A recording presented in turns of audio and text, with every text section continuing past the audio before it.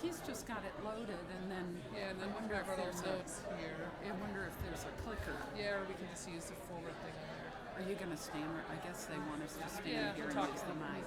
Okay.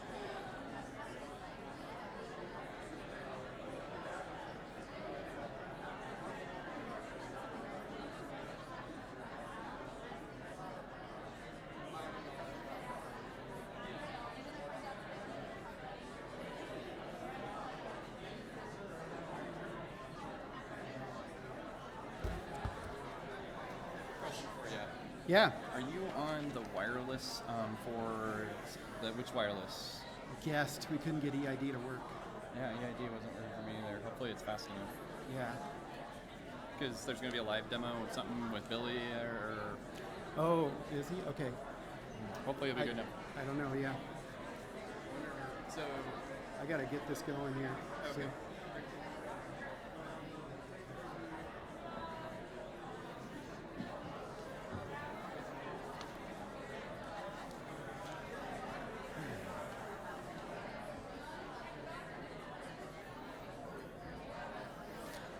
All right, well, I'm going to go ahead and kick this off while people kind of start to get themselves seated and get loaded up with coffee before we get going. I wanted to extend a huge thank you to everybody for coming to this meeting and making this the biggest meeting that CNHP has ever attempted to host. And so we are just beyond excitement right now that we're doing this. And this is really one of the most exciting days of my life to be standing here with all of you and doing this. Seriously, it's totally amazing. So thank you so much. And welcome to CSU. we're in the middle of the biggest single construction event on this campus that's ever happened. So luckily, we're a little bit separated from that over here at Laurie, but this was just remodeled last year. We are the first event to take place on this refinished floor. So that's the smell you smell is the floor curing. But as you can see from this, there's many buildings under construction, and it's the face of this campus is going to look a lot different in about a year. I hope everybody got parked and got that taken care of okay. Did anybody have trouble? If you do, please let us know. And Stephanie, would you raise your hand if wherever you are? Stephanie Moothart. She might still be outside, but she is our parking liaison for the day. So if you need help, if you want to get on the network, the wireless network here, it's very easy. Just go to CSU Guest, and then you'll have to open a browser, and it'll ask you to accept the use policy.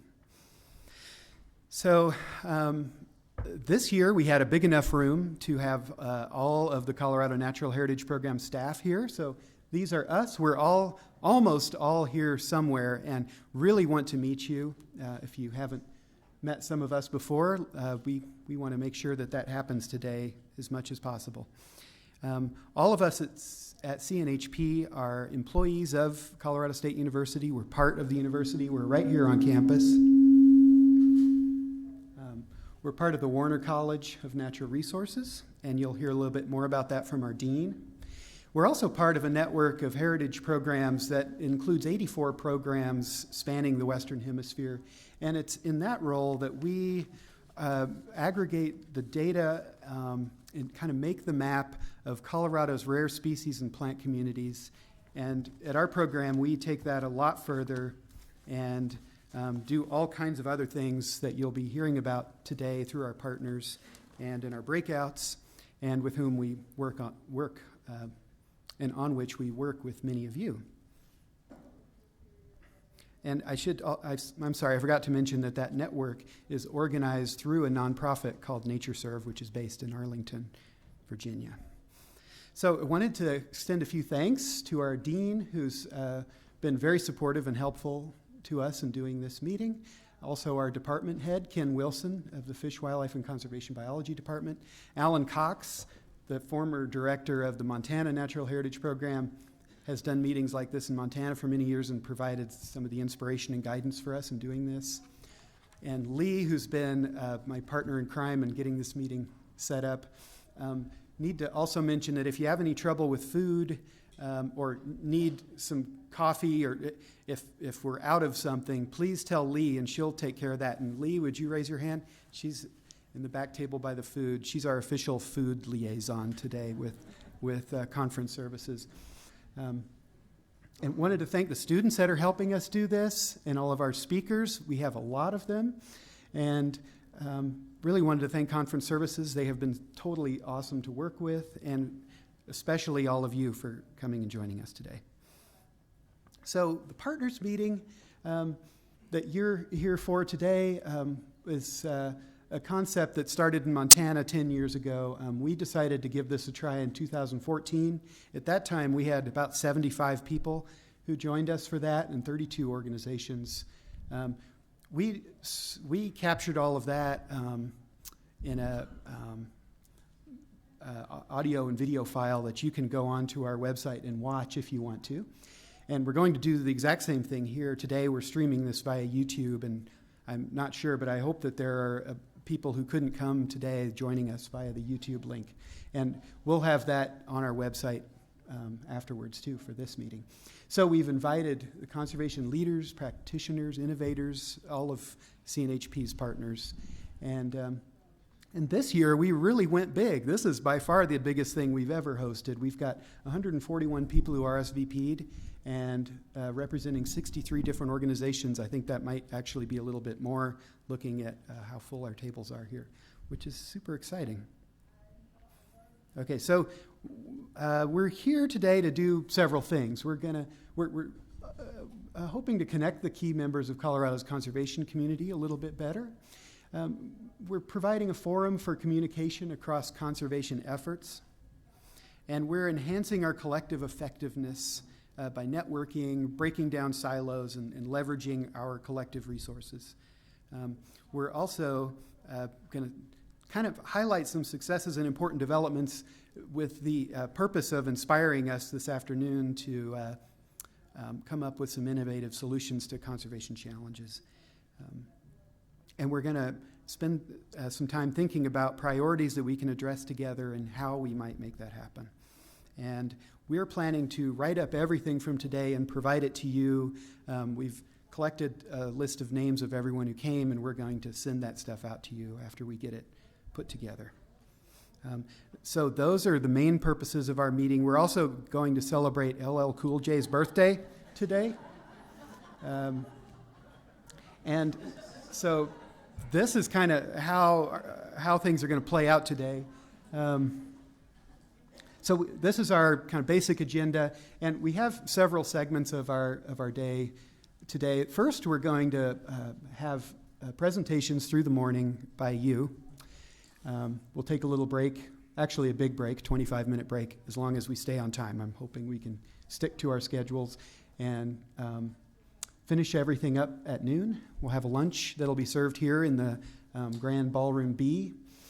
And after lunch, we're going to set up the breakout groups, and our facilitators are going to lead the groups to those rooms so that you don't get lost. And we'll have our breakout group discussions based on those questions that I sent you in the agenda. And then after the break, we're going to come back together and look at what everybody came up with and try to kind of pull all those pieces together and come up with next steps. Then when we adjourn, those of you who would like to join us can come over to the mayor of Old Town, and I'll put up a map of how to get there, and that's in your direction packet too. It's very easy to get over there. And so we have a lot of things to cover today. We may or may not have time for questions this morning, but we are going to have note cards on your tables. So if you want to capture something that comes to mind and we don't have time for a question session, then please write it down and we'll capture that from you one way or another. In the worst case scenario, we'll just collect those from you after the meeting. But if ideally, we'll have time somewhere in the day, and please get those to us. We really want to engage you with those questions. And to help us stay on our rigorous schedule, we have someone who's going to keep time for us, and that's Rob Schorr. So Rob is going to say a couple words about how that's going to work. Sorry, Rob didn't know I had this slide for him. When he sets you up like that, not sure exactly how to respond. Can everybody hear me in the back? I don't got the mic. Here, come over to the mic. Oh, you need mic for the YouTube, I think. Yeah. Oh, I need mic for YouTube? Well, they can hear you there. Oh, okay. Everybody all right? Okay, we have a lot to talk about today, and I know that's it's enough to try and pack as much of our interest into conservation here in Colorado into one day. And so to move through these talks in somewhat of a timely manner, I took the task of trying to keep people on task, a position that Dave flatteringly described as the bad cop. So I'll be up here in front, and for those who are giving talks shortly, as you know how much time you have allotted for your talk. It's not on the agenda for each of the speakers, but they have access to that information. They know what their timeline is. So for anybody who has a talk that's 5 minutes or less, once you get to 1 minute left, is I'll hold up this to let you know that you have 1 minute. If you have a talk that's 10 minutes or longer, you get to 3 minutes, I'll give you a warning. When you get to 1 minute left, I'll give you this salmon-colored one. If the time is at an end for your talk, I'll come up and stand near you, which is awkward enough, but if you start going over that, considering the title, I brought a Nerf gun. So just understand that we'll try and keep this moving. We know we have a lot of talks to get through, and that's why I'm sitting solo here. Somebody got word that I was playing bad cop and avoided me. All right, thanks, Rob. We forgot to ask conference services about the firearms policy in this building, so we might need to check up on that. Okay, thank you very much. So this is kind of how the first segment of the morning is going to roll out. We're just kind of explaining the purpose of the meeting and what we're doing. Next, we're going to have, in a couple minutes, a welcome video from Dean Hayes, who can't join us today. And then we're going to introduce ourselves around the room and meet our neighbors and meet our students. So we also have a fabulous door prize for you. Reach under your seats to the left side of your seat and see if you have a yellow piece of paper taped under there.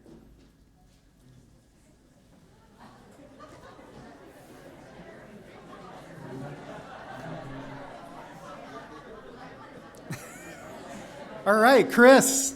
Chris is one of our winners. All right, well, Chris, you want to come on up? We have one more floating around out there somewhere.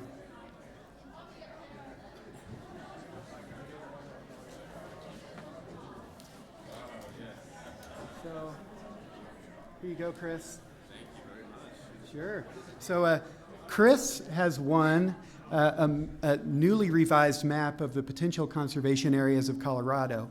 Very cool. We just printed some of these and laminated them, and they reflect some significant changes we've made to this map over the last few years. And one of the ones I really wanted to point out to you, if it lets me, is this one right here. This is the newly renamed Fritz Knopf PCA, which is designated due to prairie bird species, which Fritz Knopf was a renowned scientist who studied the birds of the prairie ecosystem. So we renamed that PCA after Fritz.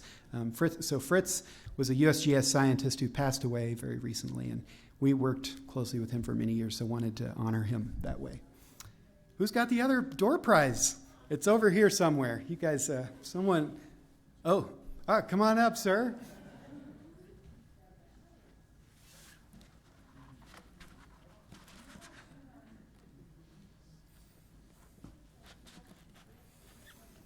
Okay, well, this is exciting. One of our CLTL students, Eric, has won the other one. So here you go. Thank you.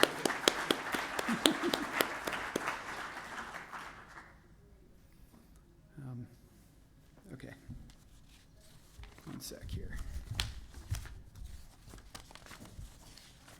Caught up here. Oh, and I need to tell you guys where the bathrooms are. When you go out the door here, take a left and go past the Events Planning Services office and just go around the corner and there's bathrooms over there. Okay. So now we've got a short welcome from Dean Hayes to show you. Do you guys want to go ahead and roll that? Yes.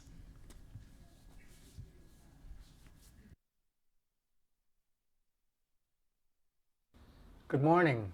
Welcome to the Colorado Natural Heritage Program Partners Meeting. I'm John Hayes, Dean of the Warner College of Natural Resources at Colorado State University, and it's my pleasure and honor to welcome you to the meeting today. I regret I can't be there with you in person.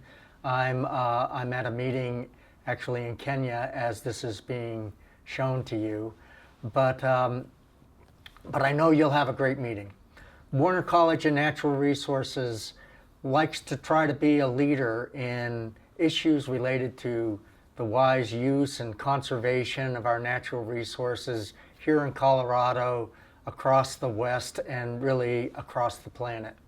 And we're so proud to have the Colorado Natural Heritage Program as part of our college. As many of you know, the Colorado Natural Heritage Program is housed in our Department of Fish, Wildlife, and Conservation Biology, and it's been housed there for over 20 years now. And the growth and the impact of the program during that time has been pretty phenomenal. We're so proud to have it as part of our program and all the great work that they do and the great work that you all contribute to in your partnership with the Colorado Natural Heritage Program. One of the things that we really are striving to do in the college right now is to increase and enhance our impacts through our networking and through our partnership with many organizations regionally and again globally.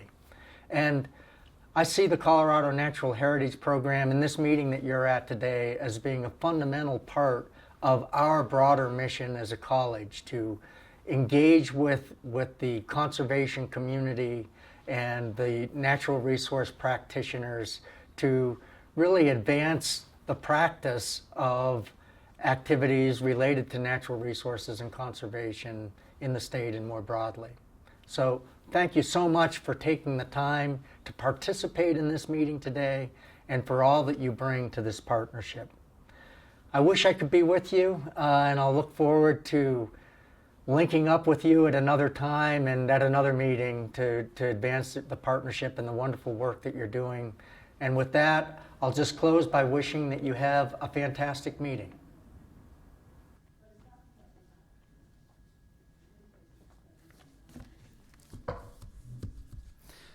I'll echo what Dean Hayes said, and thank you so much for everything you're doing. And so the next thing on our agenda is intended to help everyone kind of get to know each other. We would like to go around the room and let people just say your name and the organization you're with, and just raise your hand or stand up, and then that way. I know there are many of you who are here thinking, wow, it'd be great if I got a chance to meet so-and-so, and then you'll see what they look like and you'll know who to go try to catch during the break. Do you guys want to kick us off on this table? Maybe we'll kind of head back that way. Jill Hadworth, Colorado Natural Heritage Program. Melissa Meyer, I'm a CSU student and I work at CNHP. Michael Minty, Colorado Natural Heritage Program. Eric Lee, Colorado Department of Ag. Irene Charlie, CSU Extension, Colorado Native Plant Society, and the Native Plant Center. Trevor Heenan, the North Central Climate Science Center. Sarah Johnson with a potentially new field station called Spring Valley Field Station. Casey Cooley, Colorado Parks and Wildlife. Lance Thomas, U.S. Fish and Wildlife Service. Claude Jones, U.S. Fish and Wildlife Service. Brian Mulbacher, Fish and Wildlife Service and the Air Force Academy. Mike Lester, Colorado State Forest Service. Nina Burkhardt, U.S. Geological Survey. Alex Reedy, Coalition for Food Urban Watershed. Becky Pierce, Colorado Department of Transportation. Billy Bunch, EDA Region 8 Wetlands Program.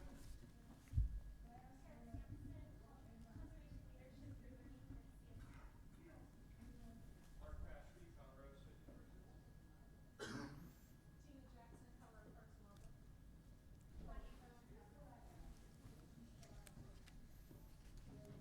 Gabe Fluke, Colorado Parks and Wildlife.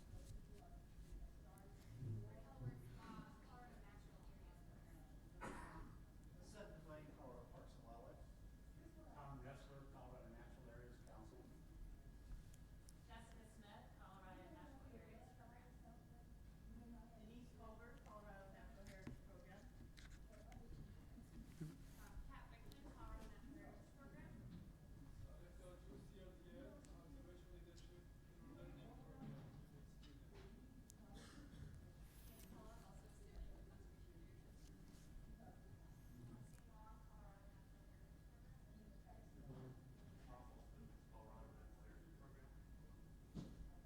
John Sobel, Colorado Natural Heritage Program.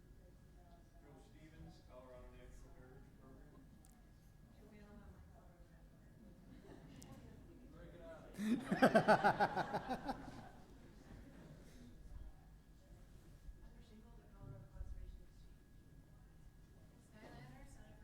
Conservation, through CSU. Josh Tennyson, Arapahoe County Conservation. Amanda Barker, Colorado Coalition of Land Trusts. Zach Levy with Lerner County Overland. Michelle Fraser, I'm with Creative West Colorado. I'm Chris Hewitt, Farrell, Door Prize winner.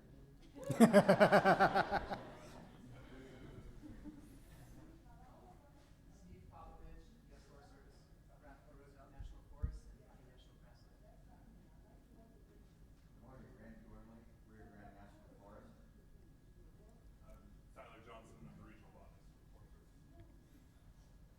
for the Forest Service. Brad Leonard, Florida Natural Heritage Program.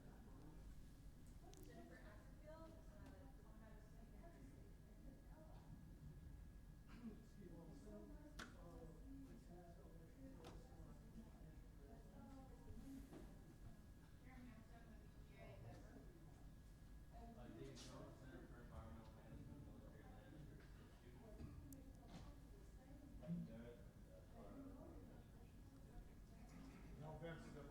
wildlife or conservation biology. National Park Service, Intermountain Regional Office. Rob Schorr, it's our natural heritage program. Aaron Chambers with the Colorado Forest Preservation. Jeff Cannon, Colorado Forest Preservation. Ron West, Boulder County. Jeff Foley, Boulder County Open Space. Michelle Green, Colorado Natural Heritage Program. Bruce Rittenhouse, Bureau of Land Management. Carol Dawson, Bureau of Land Management. Karen Decker, Colorado Natural Heritage Program. Brett Holt, Colorado Forest Restoration Institute. I'm Rafika La Rosa, I'm a postdoc at CNHP. Mary Pendergast, Wildlife Park Project, Board Project. Mike Sherman, Colorado Parks and Wildlife. Chris, NatureServe. Judy Blair, Regional Recreation Initiative. Drew Ennis, Private Lands Conservation Initiative at CSU.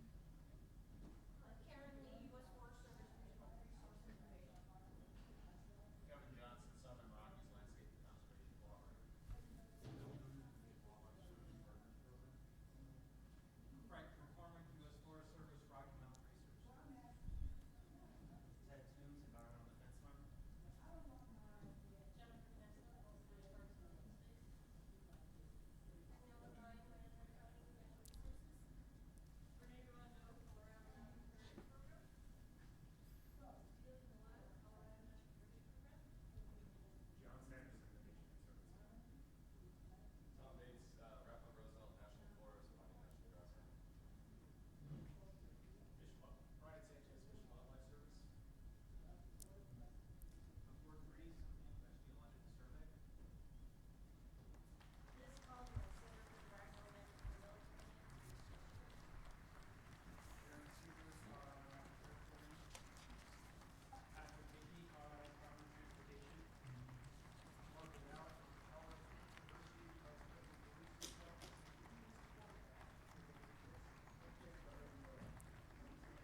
Eric Glenn, Colorado Cattlemen's Agricultural Land Program. Jerry Fankhauser, Colorado Cattlemen's Association. Shannon Penny, State Colorado Natural Heritage Program. William Smith, Colorado Natural Heritage Program. Aaron Myers, City Port Conn's Natural Heritage Program. Crystal Strauss, Botanist, City of Fort Collins Natural Heritage Department. Karen Kromaker, CSU, Bureau of Land Extension. Heather Eggleston with the National Park Service, the National Natural Landmarks Program. I'm Nicole Rose Marino with the Southern Plains Land Trust. Van Lennons, Bird Conservancy Rockies. Mark Levin, CSU Extension, Minnesota County. Eric Rubenstein, CSU student, CLPO.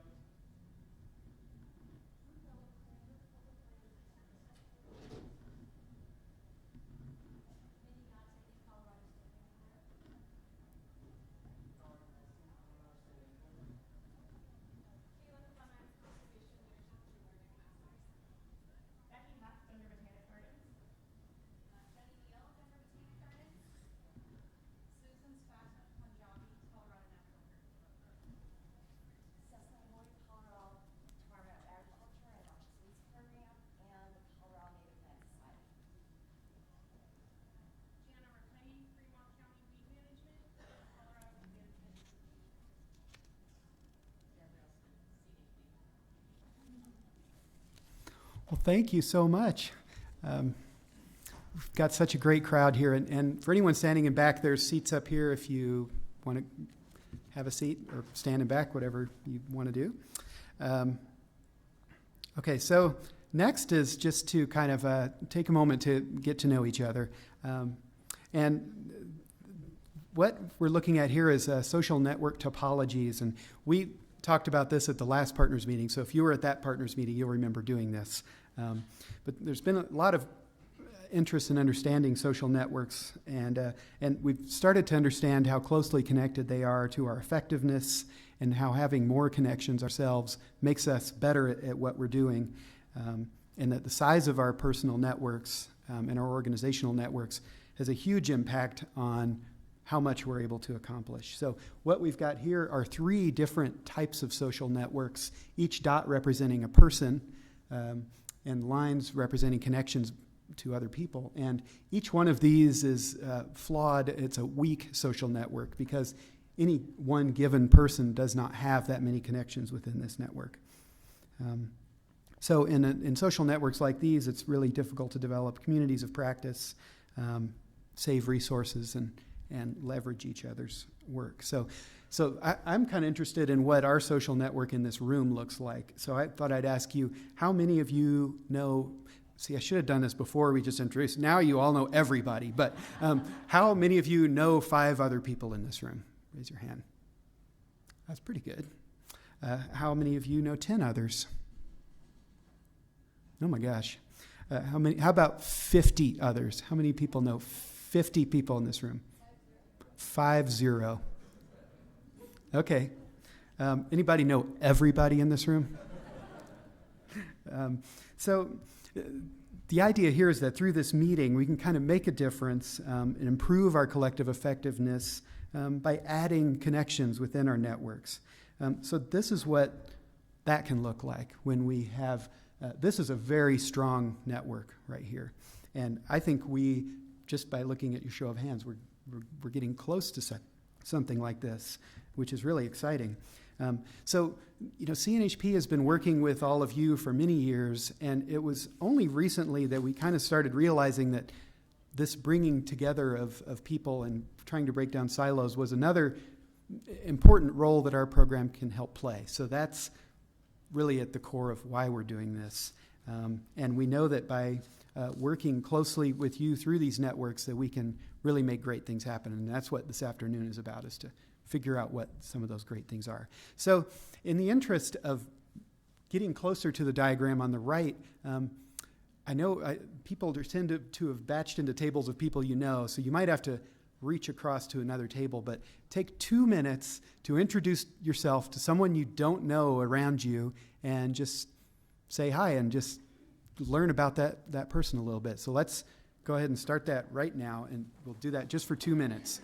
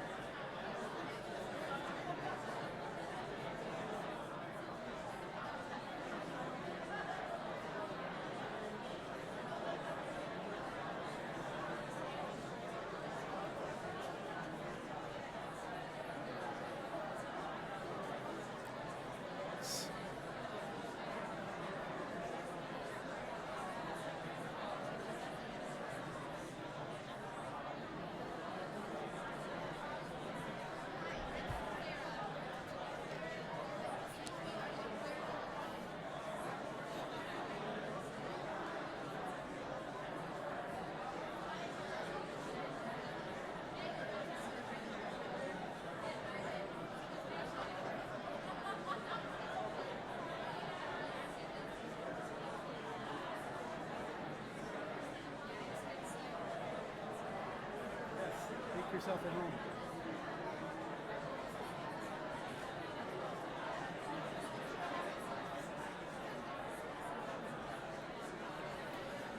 Okay, it's amazing how fast 2 minutes can go when you're having fun. But let's go ahead and please, please feel free to continue whatever conversation you're having on our break and over lunch. And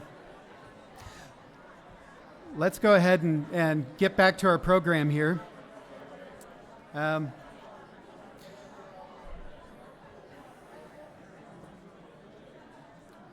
So the next thing I wanted to do is ask all of our students to stand up. Could all of our students please stand up? We wanted to call attention to them because these are the people who are going to be coming to partners meetings in 2040 or whatever. These are our future conservation leaders, and they really want to get to know everyone in this room. They're going to be coming out of CSU looking for jobs. We're training them as best as we can at CNHP and through the CLTL program, which is amazing. So I'm not going to have them introduce themselves because they already did, but please make a point of talking with them if you get a chance. And this kind of tees up something really remarkable and special that has just happened to CNHP that I wanted to mention. I wanted to extend a really, really heartfelt thanks to the Sigley family, Bill and Diane, who just made a significant donation to our program to help us start up an internship program. And this gift from this family will enable us to bring on at least 6 more interns, and will support active mentorship for each one of those interns. And this all started when their son Adam did an internship with us, and he had a great experience with us and has launched himself into a career that is making him very happy. And you can actually read about what Adam did with us on page 15 of your annual reports. He was very successful and did a great project with us. So the family decided to support us in keeping that going. So thank you so much, Bill and Diane.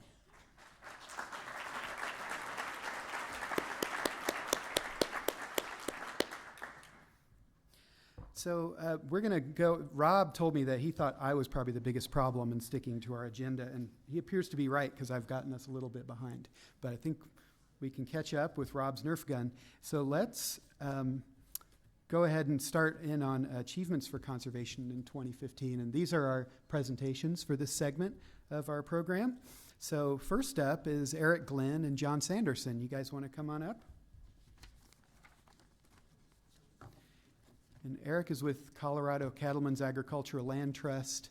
John Sanderson is with TNC and is an honorary CNHP alumni as well. So. Thank you all. It's wonderful to be here and a real honor to be here. And actually not just honorary, because I started my conservation career in Colorado at the Natural Heritage Program, where I worked for 4 years back in the mid-90s. And Eric, we haven't actually met yet because Eric's relatively new in his job, but we do share one of those network connections because what we want to just briefly celebrate here is the conservation of a 50,000 acre ranch down in southeast Colorado called J.E. Canyon. And do we have any? Yes, coming up are slides, and if you can just click that down arrow there, and your slides will come up. Okay. Oh, sorry, I had a few slides I meant to tell you, but I forgot about them. We'll just go ahead. So this is an extraordinary story here. So this is J.E. Canyon here. It's a fabulous place in the middle of a large expanse of private land in southeast Colorado. It's really a stunning, stunning landscape. This particular ranch is 50,000 acres. It is part of a vision that we have and share with many partners to protect a contiguous grassland of more than 500,000 acres in southeast Colorado, which would make it one of the largest grasslands, protected grasslands in the entire world, actually. So J.E. Canyon is amazing. It's got over 9 miles of the Purgatory River, about 40 miles of other ephemeral and perennial streams. The Natural Heritage Program in TNC back in 2010 led a BioBlitz on J.E. Canyon. This book captures the results of that BioBlitz that Renee and Dina Clark put together. Renee Rondeau and Dina Clark put together. This is on the back table. You can't have it, but I definitely encourage you to look through it. And in 24 hours, they documented over 850 plants, mammals, fish, amphibians, and so on, including one of the state's largest bighorn sheep herds, and elk, and bear, and mountain lion, And this is just such an extraordinary place. But it's actually not just the biological side. It's also the human side as well. Lots of Native American art and remnants of dwellings on this property, and an extraordinary Anglo history as well, beginning a couple centuries ago, all the way back to fur trappers. And in the more recent past, this ranch is a vital piece of the ranching community down in southeast Colorado. The primary point I want to make about this ranch is that it's a success not only because we put a large ranch in conservation. It's currently about half under conservation easement with Cattlemen's Land Trust, and Eric will mention that in a minute, and we're going to put the rest of it under easement and then transfer it back into private ownership for continued wildlife protection and ranching. But it's not just the conservation. This story that about J.E. Canyon goes back at least, I'd say, 20 years when we envisioned working in this place. And the Nature Conservancy and the conservation community, generally speaking, was kind of persona non grata in southeast Colorado 20 years ago. And then, but we had a vision for doing something down there that was good for nature and good for people. And we continue to work that vision, working with cattlemen's. CNHP did a natural history inventory down in southeast Colorado.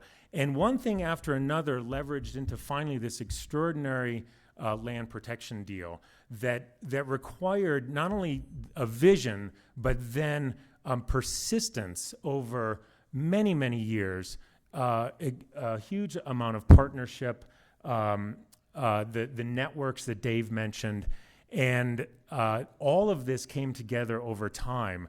And how that persistence, vision, partnership, and especially perseverance, which for those in our community, it can sometimes feel a little glum, right? But I can assure you that this deal is an example that keeping the faith and keeping your persistence can really pay off in the long run. I want to say a few thank yous. I'm going to miss some folks, but the Heritage Program, Cattlemen's, really the private landowners in southeast Colorado, not just Jerry Wanger, the former owner of J.E. Canyon, but a whole community of private landowners and ranchers we work with down there.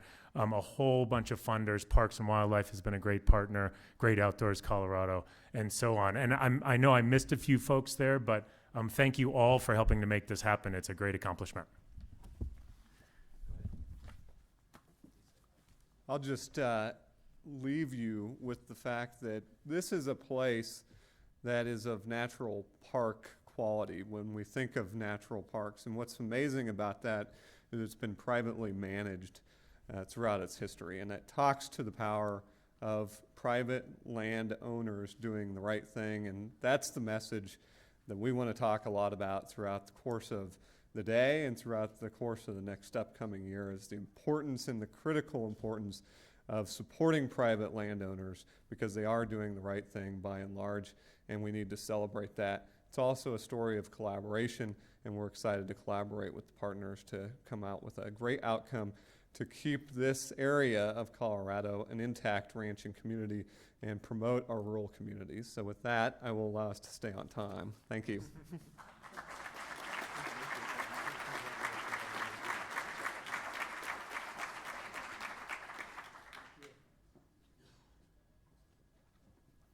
Okay, that is a wonderful and inspiring story. It's so excited about that.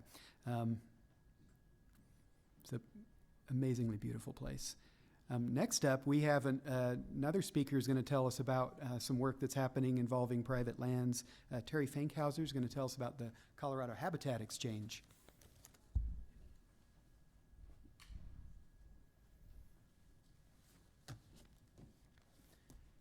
Terry's the director of Colorado Cattlemen's Association. Thank you, Terry. Just hit it once? Yep, one time. There you go. Great. Well, thanks for having us. I appreciate it.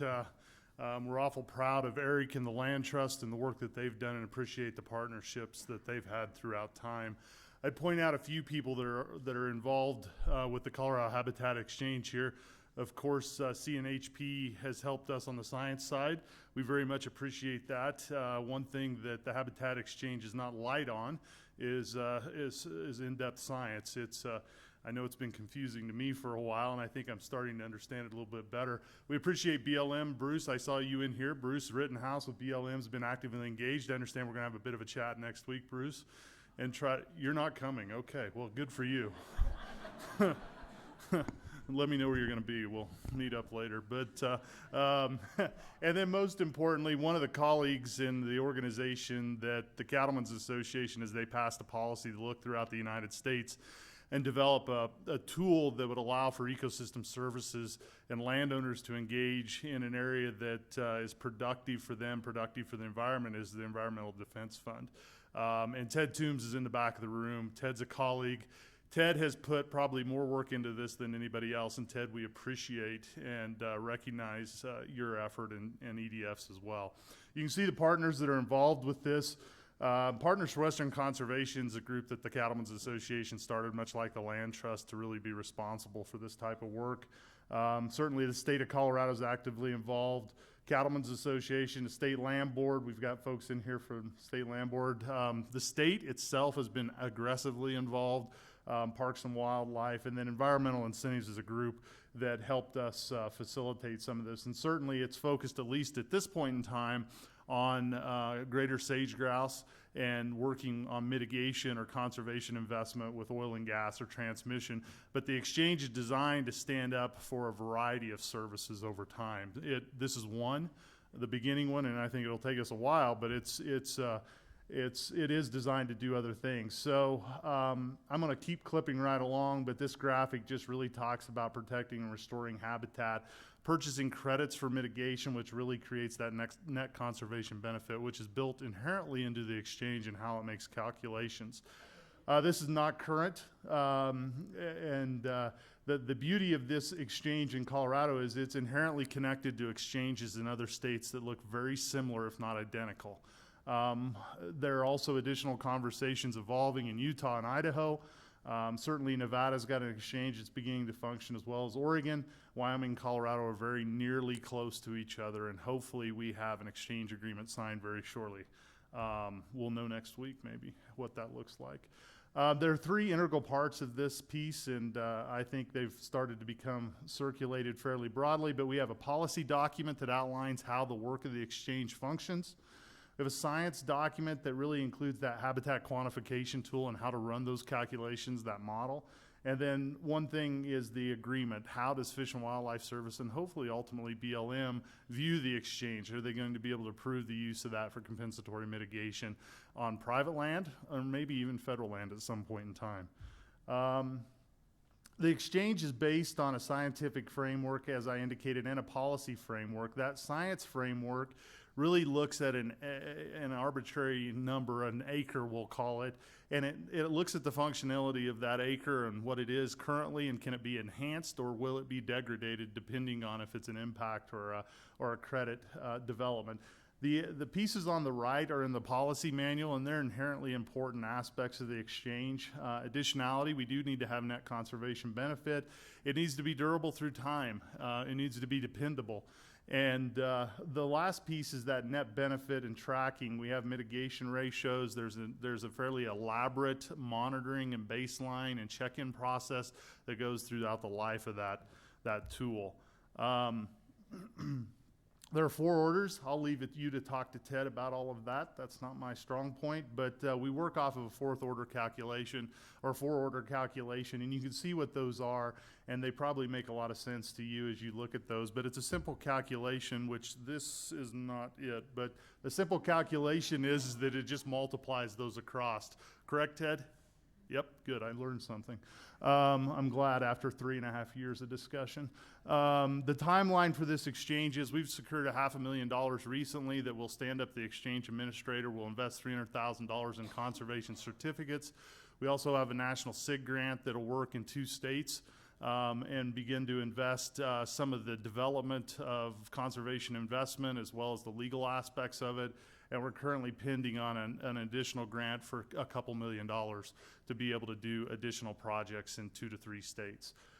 So we are very close to approving the exchange agreement. I think it's probably on our shoulders as the exchange to reach some agreement to make that happen, but we're very curious about the meeting Bruce is not going to be at to understand how the exchange will function on federal lands.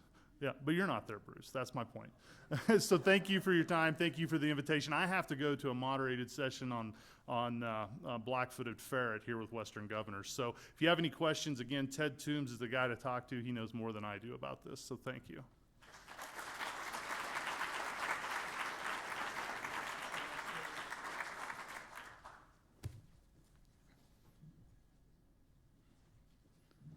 Okay. Thank you so much, Terry. Next up, we have Steve Olson and Bruce Rittenhouse who are going to tell us about Browns Canyon National Monument.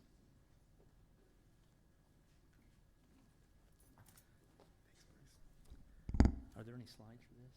Yes. Okay, we'll just put the one slide up. Just Yep, press go ahead next. and go next. Here. Yes.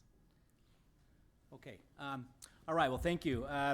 So I'm just going to give a little bit. Steve's with the Forest Service. I'm with the BLM, and this is a co-managed new national monument. It was designated in February of last year through a presidential proclamation through the Antiquities Act, and it's about 21,600 acres in near Buena Vista and Salida in the Arkansas River headwaters area.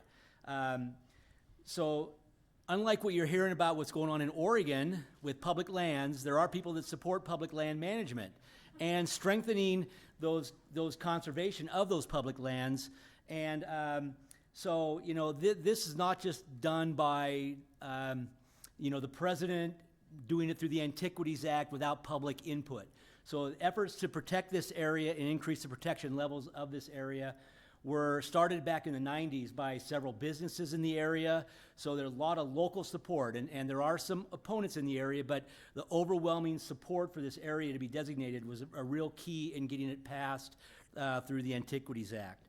And it was the Antiquities Act and not a legislation, right? Okay, I just want to make that clear. So from BLM's perspective, this national monument is part of our National Landscape Conservation System, which includes NLC National Conservation Areas, which are several in Oregon. What state am I? In Colorado, McGinnis Canyons, we have several on BLM land as well. So, this is going to be jointly managed by both BLM and Forest Service. And I don't know, Steve may talk about the separation of ownership between the agencies, but and we will be, again, working in partnership with the state as well with this. We are currently preparing a management plan, or it's starting here soon, and that will be done between the BLM and Forest Service in cooperation with the state and key partners and stakeholders at the local level. So it will go through a public process, and people will comment on it as well. So, and just lastly, from my perspective and BLM's perspective, is that we did get $100,000 in funds to start the planning process. So with that, I'm gonna turn over to Steve, and he's gonna talk a little more specifics. So. We'll see how specific it is. Just as a point of, for context, the Saguache Range over here, South Park over here, upper end of the Rio Grande, Rift Valley, where the Arkansas River is going through, always good stuff. An indication of how little was really known about this area can kind of be inferred from reading the proclamation. It says there are slopes with bristlecone pine. We have suspicions that a lot of what looks like that is actually limber pine. It's close. They say the regional endemic Brandegee's buckwheat is in the understory in some of the stands out here, but as near as we can tell, it just gets close down near the southwest corner, but not actually in it. Have a few doubts about the gray jays that would be more at home up in the Saguache. Blue jays that are out on the plains. I'm not picking on the presidential proclamations, just kind of, there's questions that just don't make sense. They need some answers. Also have wonder a little bit about the boreal toads that they say are in the area. Let's see. Yes. There it is. The mapped vegetation is mostly on the Forest Service side of the area. I don't have access to the BLM side vegetation stuff, and they do it, and they do it in a different way. So anyway, we're working on the management plan for the area, and what my purpose really here today is to get some help. We're planning a bio blitz for the area for June 1st, 2nd, and 3rd up here. We'd like to know who's coming, what your abilities are, what availability might be. If you could send me a note just saying yes. We also apparently have a sign-up sheet in the back for people who know what they're doing already. Looking for biologists of all shapes and forms, entomologists, birders, herpers, botany crowd. Yeah.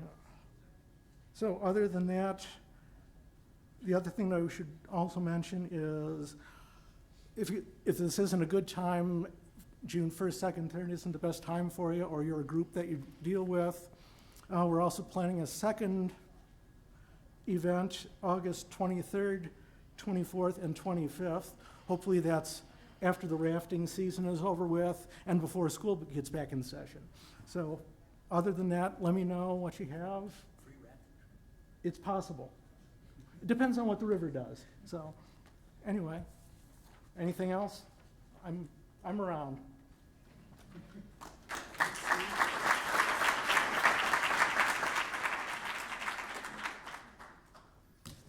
That is going to be loads of fun to go to that bio blitz. So next up, we have David Clute from Colorado Parks and Wildlife. He's going to tell us about our new state wildlife action plan.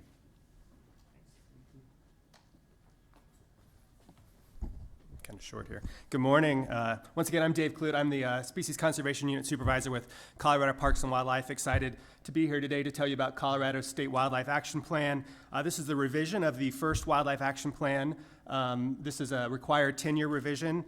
We want to thank CNHP, who was a huge partner in the development of this plan. Lots of their biologists helped us out with the development of this plan, and we hope that you will all find this very useful.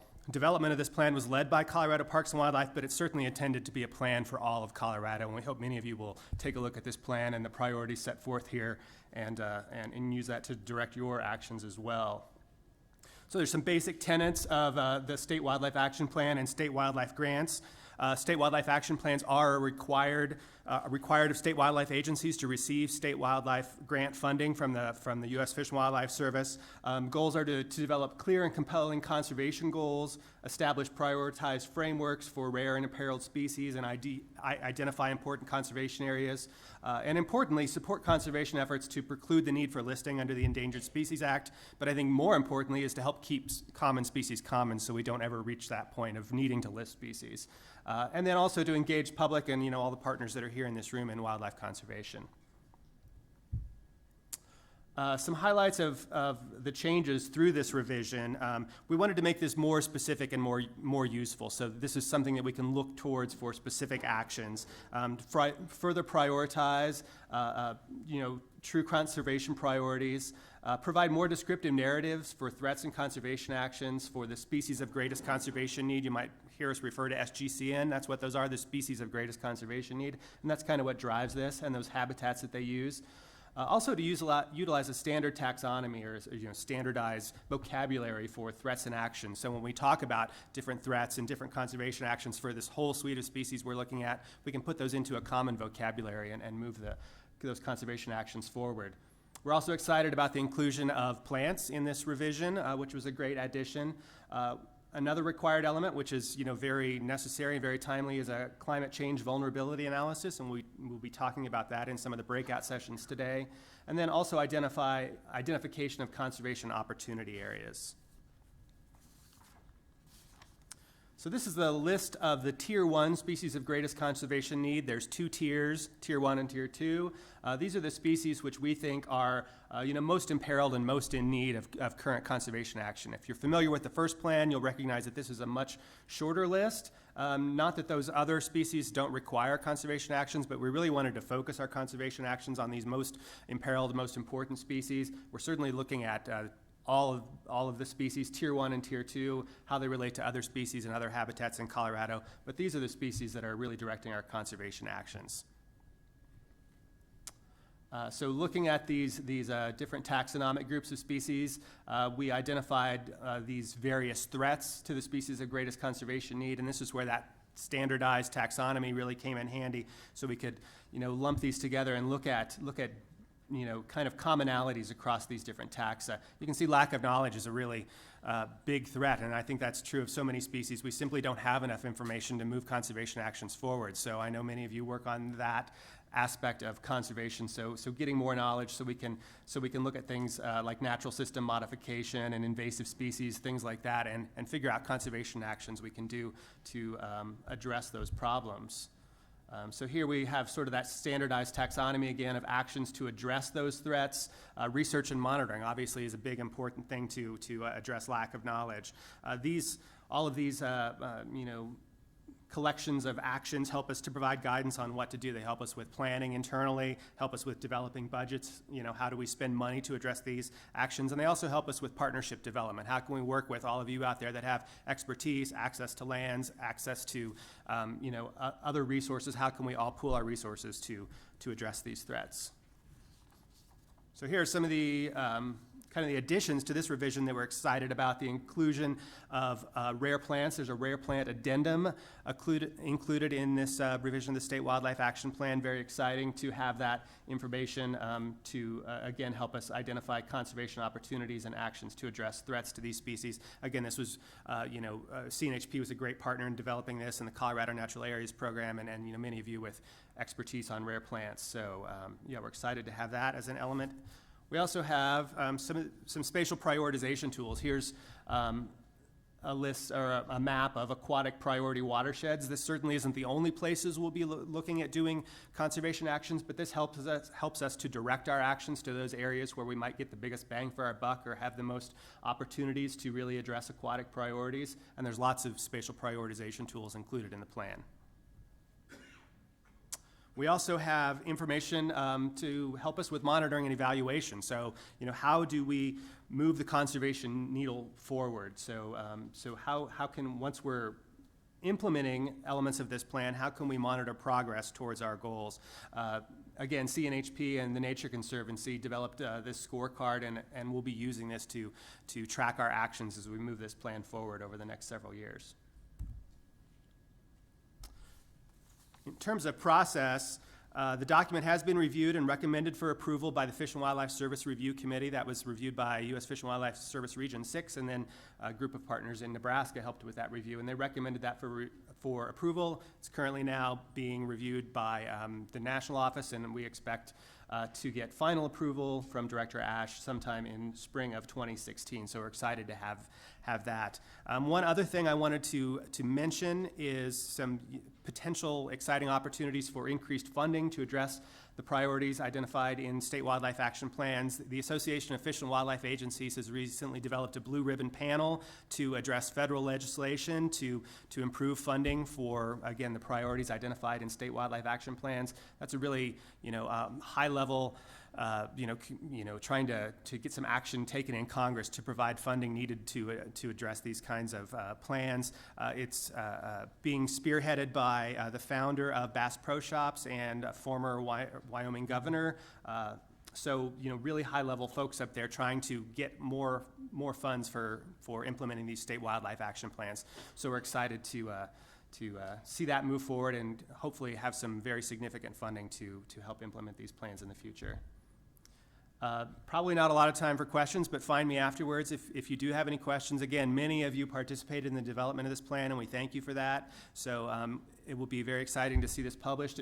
There is the final version that's been submitted to Fish and Wildlife Service, available on our website. There's the address, or just go to the Colorado Parks and Wildlife website and take a look at that. And yeah, we hope to have that approval soon. And again, thank you all for your participation.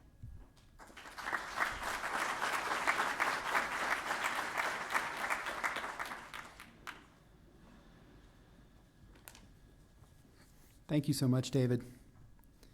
Next up, we have Great Outdoors Colorado, Michelle Frischman and Chris Yuan Farrell, and also Danielle Levine to tell us about some big things that have happened in the state this year with land conservation. Your slides, just advance it. All right, thanks. Good morning. I'm Michelle Frischman. I just joined GOCO in October as the Open Space Program Manager, so I'm pretty new to the conservation community and probably don't know more than just the people at my table. So I'm excited to be here and to meet more of you today. We just wanted to highlight some of our big projects in the last year. Overall, last year, GOCO's Open Space Program conserved more than 38,000 acres around the state, primarily with conservation easements. We provided more than $8 million in funding, and we're leveraged with that $8 million by another $34 million in cash matched by partners and landowner donations. Many of you, I'm sure, are familiar with the toll property in Boulder County. This was one of our big projects last year. It was the #1 ranking forest legacy project in the nation. It conserved more than 3,300 acres near the headwaters of South Boulder Creek. And it was a large project with a lot of partners: the Conservation Fund, the U.S. Forest Service Forest Legacy Program, Boulder County, and the Colorado State Forest Service. Next is Sawtooth Mountain Ranch. This was a project with the Trust for Public Land and, again, the Colorado State Forest Service, another forest legacy project. This was a conservation easement to protect over 2,400 acres outside of Ridgeway that borders the Uncompahgre National Forest. And this one involved land donation by the landowner of more than $3.2 million toward the conservation easement, so that was quite significant. Next is the Ute Valley Gateway with Colorado Springs and the Trust for Public Land. This was a fee acquisition by the city of Colorado Springs, right in the heart of the city. It's a great area for public access and recreation. 203 acres that expanded the existing Ute Valley Park by 30%. Next is the BX Ranch, which is also down south in Pueblo County. This was a conservation easement on more than 25,000 acres by the Palmer Land Trust, which is located in Colorado Springs. This property involves or contains wildlife habitat that's prioritized by CNHP along with other organizations and connected 28 miles of protected lands in the area.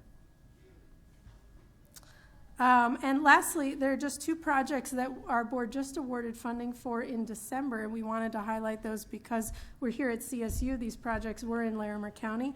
First is the Ward Trust property. This is a fee acquisition by the city of Loveland. GOCO provided $500,000 in funding, and this property, it's an agricultural property that will be open to the public for access to the adjacent wildlife preserve and open space. This transaction has not closed yet, so I won't get into too much detail.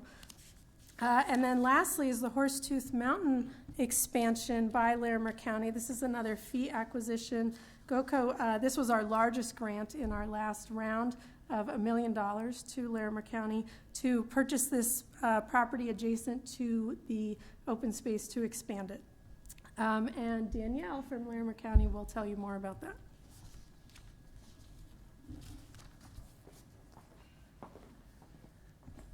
So yeah, just to expand a little bit on what Michelle said, and to back up and talk about how CNHP helped with this ongoing acquisition as a partner.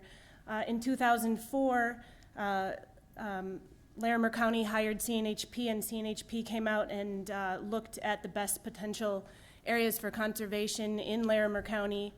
And one of the areas that CNHP identified as a PCA was the Horsetooth Reservoir Hogbacks area, which encompasses Horsetooth. CNHP ID'd it as a very high area of biodiversity significance. And then fast forward to 2015, Dave Anderson also came out and toured the potential area of acquisition and helped Larimer County by writing a letter of support, and ultimately GOCO awarded us $1 million grant to purchase this expansion of Horsetooth. And one other item, another win for the conservation community in Larimer County was in 2015, through a partnership between City of Fort Collins, Larimer County, CSU, and the Department of Agriculture, the Larimer County Conservation Herd was released on a large intact expanse of shortgrass prairie, which is the Soapstone Natural Area and Red Mountain Open Space. 10 bison were released there this year, in 2015. Oh, and there's a slide to go with that.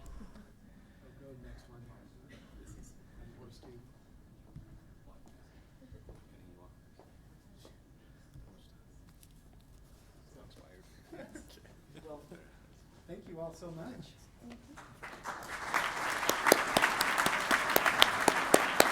Yes. So that kind of wraps up most of our super exciting conservation achievements and events of the year.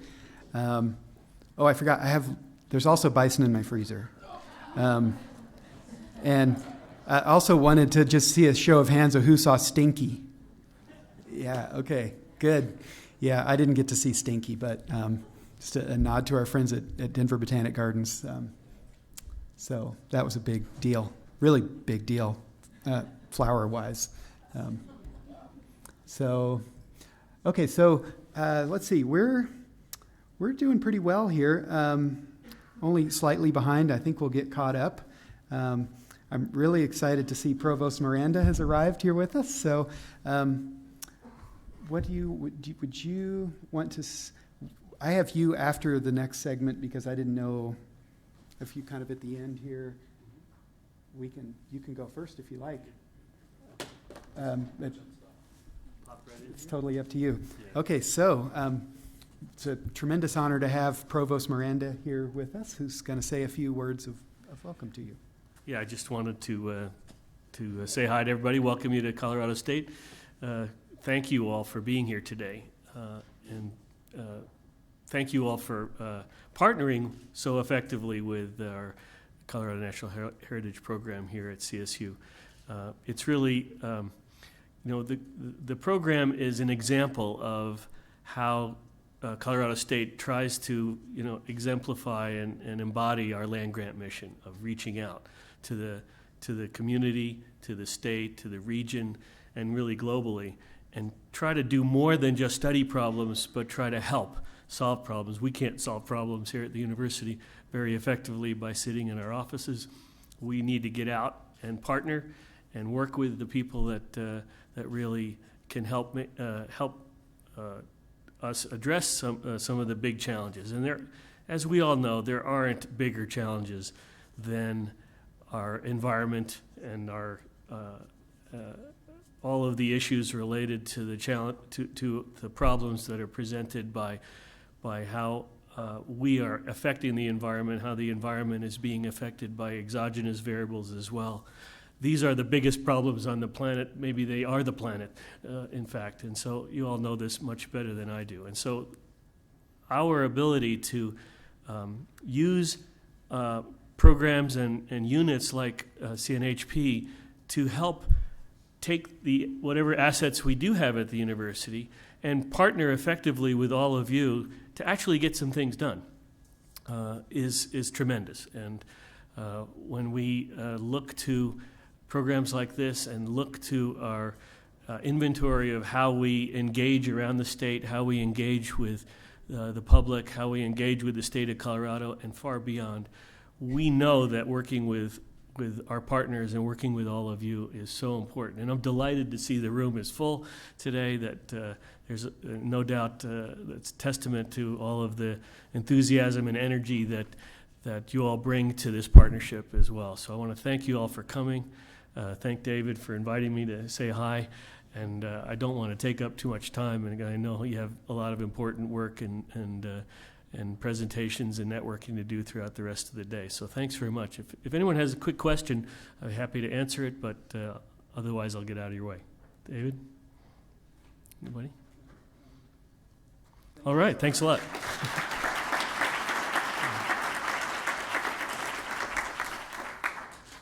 On with the program.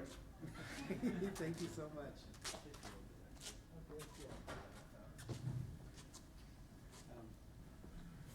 Yeah, okay, well, let's go ahead and start talking about our updates by theme. So you've picked up by now on the fact that the whole meeting's organized around 8 different themes. This one has become a wildly important and popular sort of topic for everyone in this room, climate change, vulnerability, and adaptation. And there were a lot of you that signed up to be in that theme breakout this afternoon, so we've actually broken it into 2 different groups. And we have some presenters who are going to tell us about their work on this theme. So first up is Kevin Johnson with Southern Rockies Landscape Conservation Cooperative. He's going to talk with us about the adaptation forums that the LCC is working on.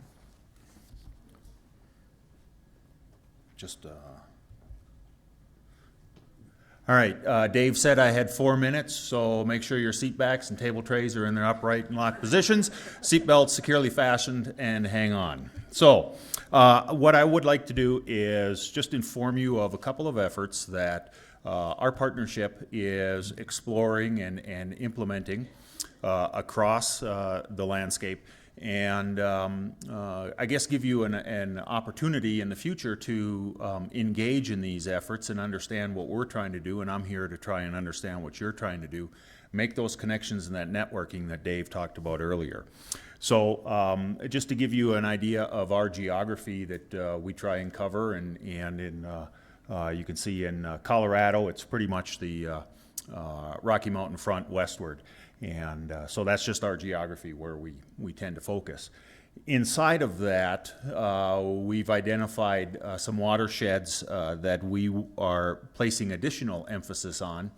And we have the Green River Basin, the Rio Grande and the Four Corners area of the San Juan River, and the Little Colorado in Arizona. And these are the 3 areas that we're kind of focusing on, and give you an information about the efforts that we're doing in those. The Green River Basin, you notice, is outside of our geography. It overlaps into the Great Northern Landscape Conservation Cooperative partnership to our north. So that's a collaborative effort with that partnership to the north. So what we're doing in the Green River Basin, we're doing landscape conservation design effort, and what that is it's a partnership-driven method of identifying and understanding the current conditions of the landscape and what the future conditions are. What are the future desired conditions of the landscape in that area? And then to begin to develop that spatially explicit depiction of what the current landscape is, what the desired conditions are, and then through a collaborative process begin to identify those management prescriptions to achieve in a scientific manner the future desired conditions that the practitioners have laid out for that landscape. And so it is both a process and a product in the end. And so what we have with that, we're working with Dave Theobald and his fellow partners and conservation science partners, and we're working on that spatially the spatial component to this, where we have now worked with partners in that geography, that basin, identified the stressors that are basically eating their lunch. Not only climate, but there are other stressors that are in that geography, and what are the resources that they're trying to address. And so now we've got that information and we have identified existing data sets. So we're trying to, now our next step is to bring the data sets together, match it up with the stressors and the management goals, and then we are looking to have a workshop in the geography of the Green River Basin sometime this spring, and that's when we'd like to display what we've come up with and get feedback from the practitioners in the landscape. Is this relevant? Is it speaking to you? And how do we improve it? How do we move forward to assist the practitioners in the landscape? Then we're doing adaptation forums down in the Rio Grande and the Four Corners area, and these are where we're trying to connect the scientists with the managers. There's a lot of data that already exists. It's not about gathering new data, but it's about how do we connect the existing science that's already there to what the manager's needs are, and identify those important resources and stressors, and then begin to use the existing information. You're going to hear about Bruce Rittenhouse, BLM, and vulnerability assessments. We heard about the swaps. There's so much of this information that's out there. How do we bring it all together and try to address this in a manner that is beneficial to the resources and informs management? So with that, I would just like to also mention that those will occur in the spring as well, and that this is not a one-time effort, but they are constantly reoccurring and constant feedback loop throughout the whole process. So with that, I'm done. You can unbuckle your seatbelts.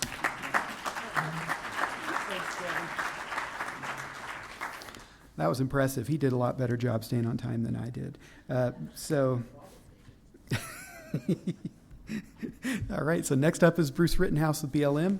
Going to talk with us about vulnerability and adaptation work that they're leading. All right, thank you. So I'm glad to give this presentation because this is one thing I struggle with internally within our agency. So I'm going to give a little history here real quick, and I got how many minutes? Seven, okay, all right.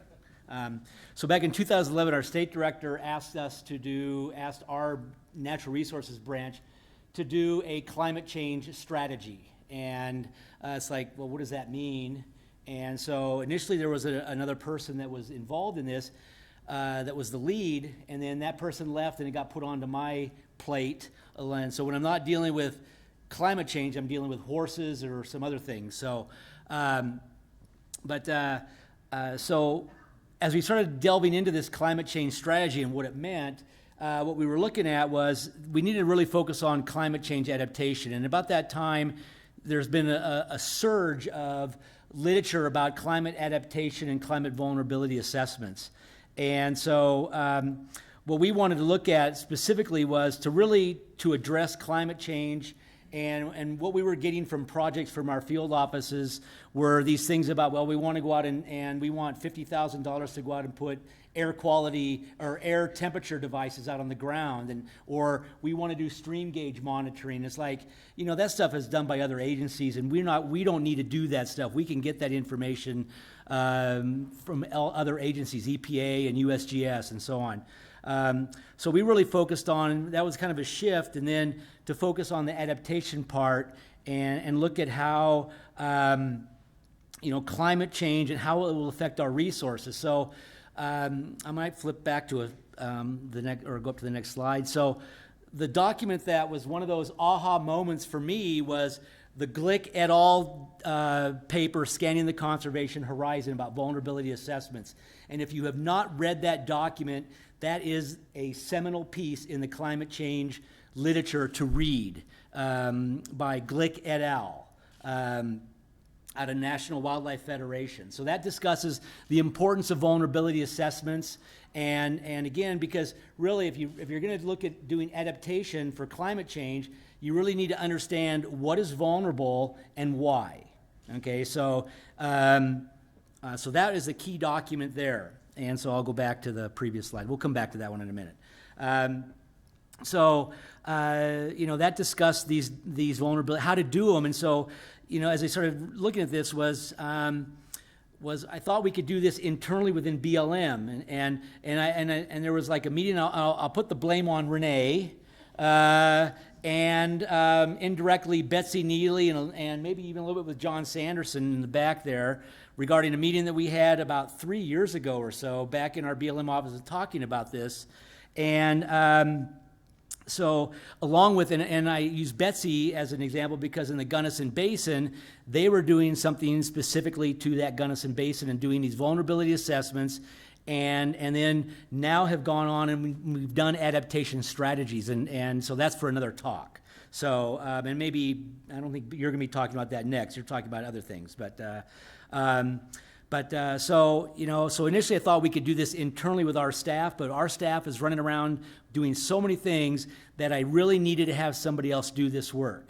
And that was when I turned to CNHP and involving with Renee and I'll do shout outs for Michelle, Karin, and Lee as well, because they're the core folks that we've been working with. So as a result, so let me just say here that again, kind of in context, there's our kind of our land ownership patterns in Colorado, mostly west slope. And so we have 8.4 million acres.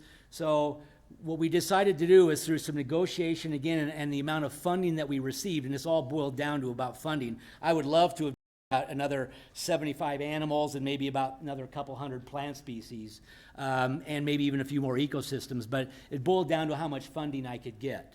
So we did vulnerability assessments, or I should say CNHP did most of the work, okay?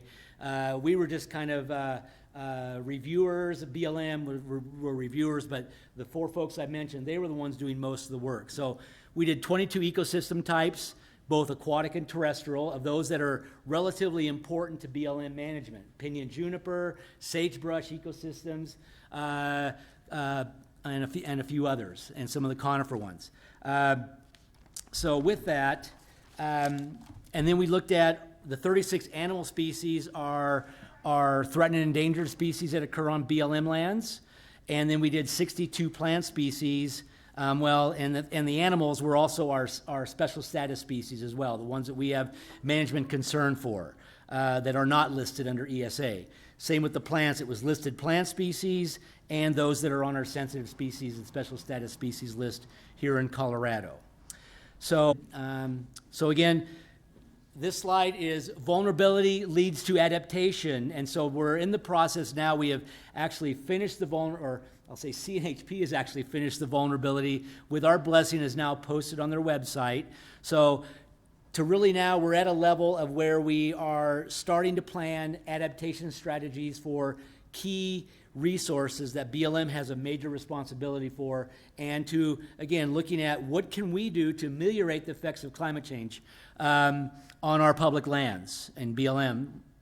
So what we did was real quickly, the ecosystems here, you'll see we rated them out by extremely vulnerable. They were rated out as extremely vulnerable, highly vulnerable, moderately vulnerable, and low vulnerability. There's obviously, again, we think of climate change vulnerability in always primarily in a negative context, that things are everything's going to be impacted negatively. It's probably not the case. There's going to be some gains and some winners in this climate change world. So I'm not going to go to the data, but you'll see most of the plants are extremely vulnerable, probably because they're already really, really rare. And any additional stressor, besides the non-climate stressors, is going to increase that vulnerability. So really quickly this was the natural resources side. I want to do a shout out to the North Central Climate Science Center as well, because we are now doing a social economic vulnerability assessment of how public land users, i.e. we're focusing on recreation users and grazing, as how will those actions on public lands be affected by climate change, and then eventually the goal is to develop, and I hope to come back in 2 years and say, we've got a BLM Colorado climate change response plan that identifies how we're going to manage public lands in face of climate change. So with that, I will, I don't know if I have time for a question or not, but I'm around here all day. So, and we'll be in the vulnerability workshop later this afternoon. All right, is there a question or not? Okay, we'll ask them later. Thank you so much, Bruce. So next up, they're going to take us right up to our break, is Betsy Neely with the Nature Conservancy and Nina Burkhart with USGS. So, thank you. Thank you. Hi, I'm Nina, this is Betsy, and we're going to kind of go back and forth with our presentation. So we're talking about a project that we've been doing with funding from the North Central Climate Science Center, and want to also really especially acknowledge Renee. Everybody keeps pointing to Renee, but Renee Rondeau with the Colorado Natural Heritage Program. She was really instrumental to this project and has worked. We'll talk about the fact that we've worked in 2 basins, and Renee did a really exceptional job of working across both basins and really helping people to communicate. So I think that the success of our project so far has been really bolstered by your involvement, so I thank you very much. So, we all know that climate change is providing these challenges to ecosystems and to people. We looked at some areas in southwest Colorado, and we're really interested in looking at these systems from a social ecological perspective. And we wanted to work with decision makers and with people living in these areas and help them think about developing adaptation strategies so that they can adapt to climate change. So I'm now going to turn it over to Betsy for a few minutes. She'll talk, and then I'll come back in a little bit.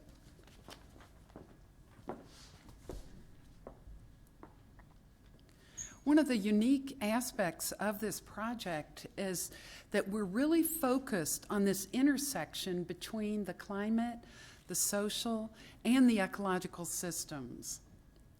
The overall goal that we're trying to achieve is pretty lofty, but it's to facilitate adaptation in southwest Colorado that contributes to social ecological resilience, to sustainable human communities, and to the conservation of these ecosystems and species.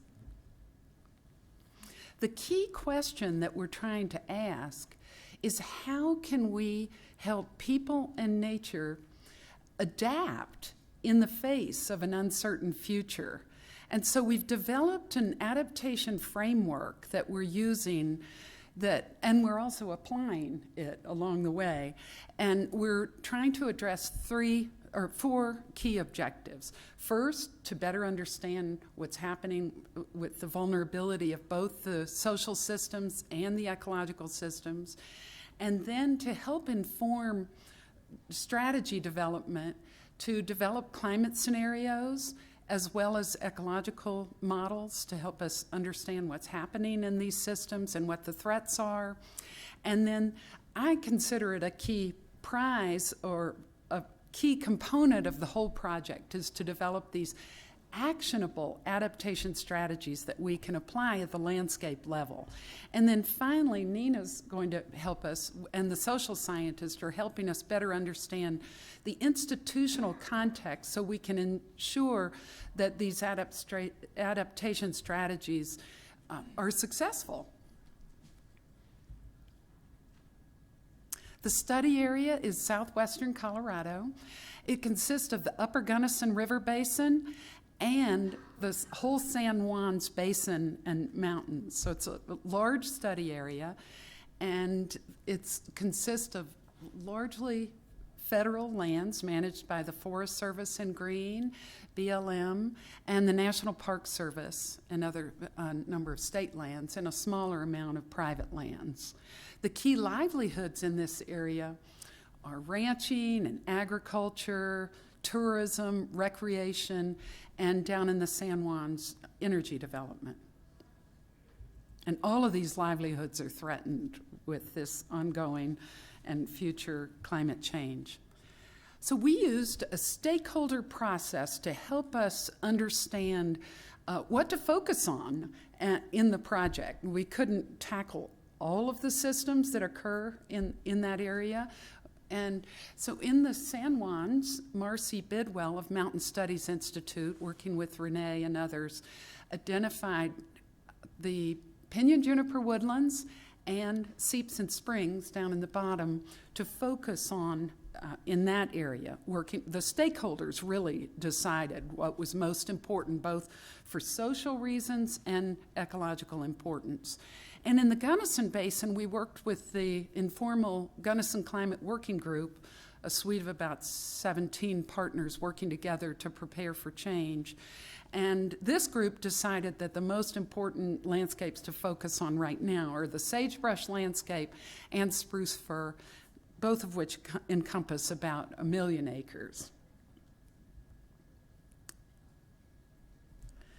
To help us address the climate uncertainty, we worked with Imtiaz Rangwala, a research scientist with NOAA at CU. And what Imtiaz did was to do a lot of modeling. And he helped us based on 72 models and under 2 different emission scenarios, a high and a moderate. The high is sort of business as usual, the track that we're on now. And looking at differences in temperature and precipitation, identified these 3 climate scenarios that we would use to work on in this project. The hot and the dry, the feast and famine, which is more or less a moderately hot, no precipitation change, but there are a lot of fluctuations in that one, so it's quite problematic. And then the warm and wet. And these were 3 plausible futures for this part of southwestern Colorado. Renee, working with Terry Schultz and from the Nature Conservancy and stakeholders from BLM, Forest Service, Park Service, and researchers, developed these, what we're calling ecological response models for each of our systems under the 3 climate scenarios. And what these models do is help us better understand how these systems operate. And they help us identify what are the important climate impacts along with those non-climate stressors, and help us evaluate those impacts in the context of these different scenarios.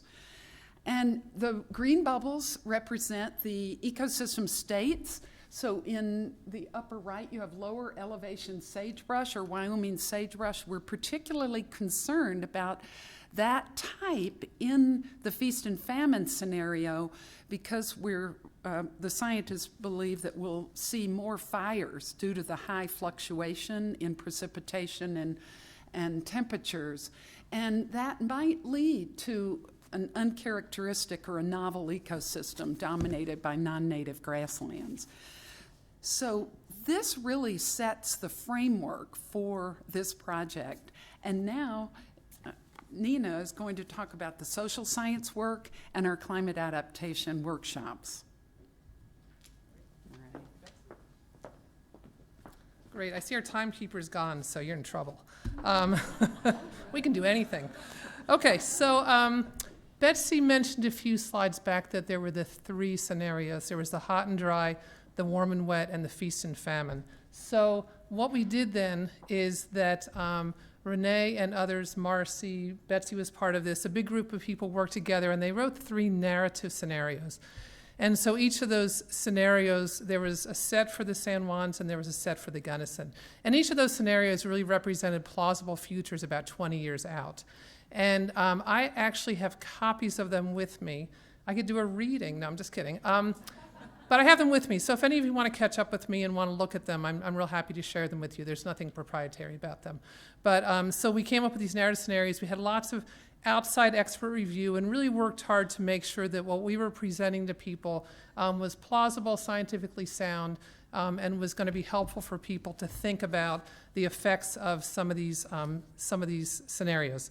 So, and I'll talk about something that we did with those in just a minute, but that's another piece of this. There are a lot of moving parts in this. You might be getting that idea. So the next thing we did is we did stakeholder interviews, and there was Laura Young was one of our collaborators at the University of Montana. She had a postdoc, Karina Wyborn, who spent a lot of time down in the San Juan Basin, worked with Marcy Bidwell at Mountain Studies Institute, worked with Renee, and contacted a lot of different stakeholders and interviewed them. And then a parallel process happened in the Gunnison, and Katie Clifford, who was a student, starting her PhD now at CU in Boulder, working with Bill Travis. She did interviews in the Gunnison. And so it says, 25 to 40, because I think there were closer to 40 in the San Juans. There had already been a lot of interviews done in the Gunnison, and so we didn't want to completely duplicate those efforts, so fewer interviews there. And so we were really so the interviews were focused on getting people to think about those targets that Betsy talked about a few minutes ago, and to think about how they thought those targets might be affected by climate change, what they thought they might do to manage those targets, and any sorts of difficulties, obstacles, challenges that they might see in terms of managing for those targets. And also just wanted to find out what people knew about those targets and what they could tell us about them. So those were the interviews. And then the next thing that we did is that we ran a series of focus groups and workshops. And so in those workshops, what we did is we had people look at the narrative scenarios and respond to them. And so we would, they would be fairly small groups. And again, the graduate students who did the interviews were the people who conducted these. They would have people look at those scenarios and respond to them and say, if this is your world 20 years from now, what do you think, what do you think you'll do about that? How will the management that you're doing now change under these kinds of scenarios? What impacts would you be most concerned about? Do you see some conflicts? And really had these conversations with people. And then we did workshops, more of a workshop format in the San Juan area. And in the Forest Service workshop, there was one that was just for the Forest Service, and the Forest Service asked to invite some of the permittees who had been interviewed as well. And we got a lot of feedback in those workshops that people really appreciated the opportunity to have these conversations together and to work through this together. So it wasn't just the federal managers having these conversations, but they were involving people who would be affected. So I have 3 minutes left, so I'll keep moving. Oh, you came back. How do you know I have 3 minutes left? No, I was kidding. And then the other piece that we did, Betsy mentioned institutional analysis. So when we interviewed people, one of the things we asked them was what sort of obstacles they thought there might be to developing and implementing adaptation strategies. And so we've compiled those and we've looked at those. And now we're going through a process of also talking to people at state and federal levels in the agencies primarily to see what they think those obstacles are. Because the reality is when we develop adaptation strategies or when people work on those, they have to think about feasibility. And so sort of institutional constraints and opportunities are part of that. So that's the institutional piece. So we've had one set of workshops, this happened in April, and we wanted to bring people together and have them integrate the social, ecological, and climate pieces and to start thinking about what the social ecological system looks like and what sorts of interventions they might consider that would then help them to develop adaptation strategies. We did this in the San Juans, and then there were also workshops in the Gunnison. And we used a couple different ways to do this, and clearly I'm not going to walk through all this, but we used this thing called a situation analysis, which is a tool that the Nature Conservancy uses. And then we also used one called chain of consequences, which is something the USGS uses. And in workshops, people went through both of these processes for one target and for one of the scenarios. So they used the feast and famine. And it was helping people to see what the social ecological system looks like and to think about what sorts of effects climate change might have on their targets, and then also to start thinking about intervention points. And so, we can talk to you about this a little bit more later, but that was the purpose of that. Maybe I'll just talk about this quickly. So this is an adaptation strategy in action. So this was about a 4-year process to do some restoration in some of these wetland areas. And you can see at the top, the top is when they started, and so the Nature Conservancy and the Gunnison Climate Working Group and others worked together, and they came up with this adaptation strategy. And you can see, in 2014, things look a lot different than they looked in 2012. So that's about all I'll say about that. Okay, so next steps, we have some workshops coming up because we had people come up with these preliminary intervention points and to think about that, but we were going to have some workshops in both basins to help people develop adaptation strategies. And then, of course, we had the final reports and manuscripts and, those things that we would do. So, really quickly, some of the things that we've talked a lot as a team, because we've got a big team. We've talked a lot as a team about what we've learned. And so we've learned a lot of interesting things about the climate, the ecology, the social system, but we've also learned a lot about working together and what that means in this integrated sort of a team. And one of the things, the first thing is that, management moves forward, the system moves forward. They're not waiting for us to tell them what to do. And so we're in this situation where we're trying to help managers and others think through this, but it's kind of a moving system. So that's been interesting to us. This co-production piece is this idea that we work with users of the science to help them produce the science, to help them produce the data and information. And that's a really time-consuming thing to do. It's a lot easier to not do it, I think. But we've really been trying to work with stakeholders as we do this, and double the budget is something that we didn't really account for. Integrating the social, the ecological, the climate, how we do that has been something that we have sort of had to make up as we went along. And I think that we all have learned a lot from each other and feel really gratified by that. And that's that last point. I mean, I think that as a multidisciplinary team, we've all learned to think in ways that maybe we didn't think before, and we've been able to see the connections and really think about how we might work on these adaptation strategies. So, thank you.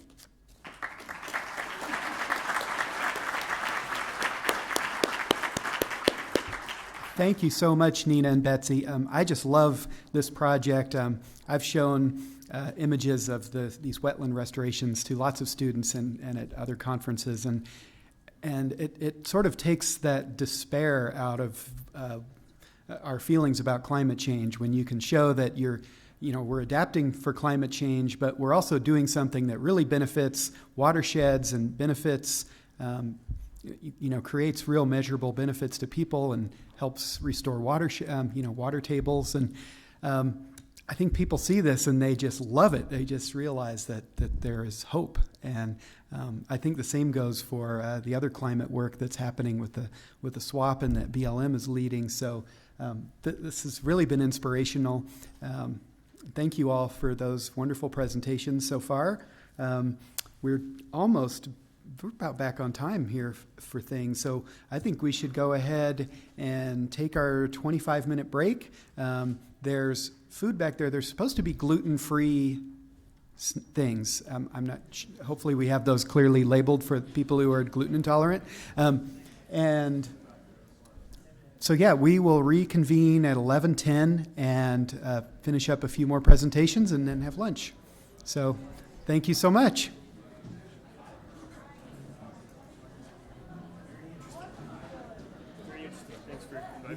Of course. Had a good swing by. Gotta go. Yeah, thank you so much Have for a good coming. rest of the day. It's wonderful. Yeah, thanks, you too.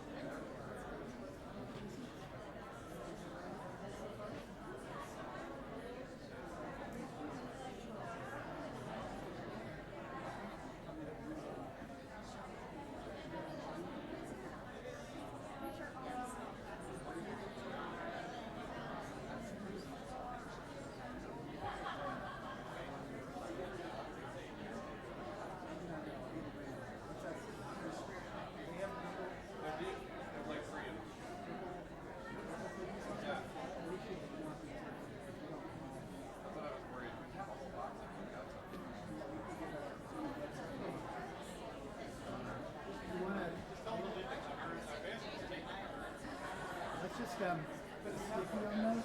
Here's a sticky.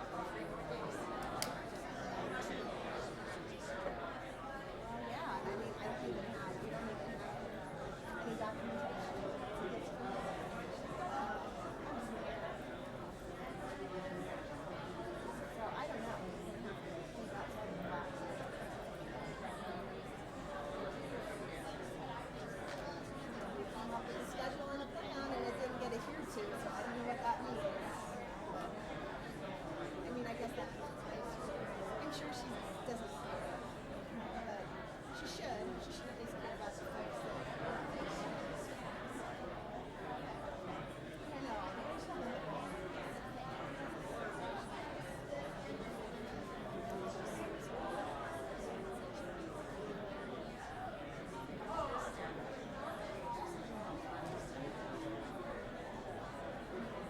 Well, I know, and then she's been doing strategic planning meetings. She's had 2 personal appointments today, so she only has a half an hour.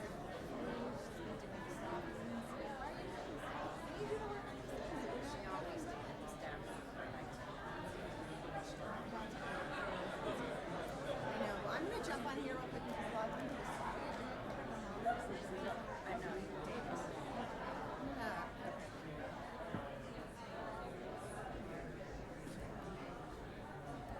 Where's the?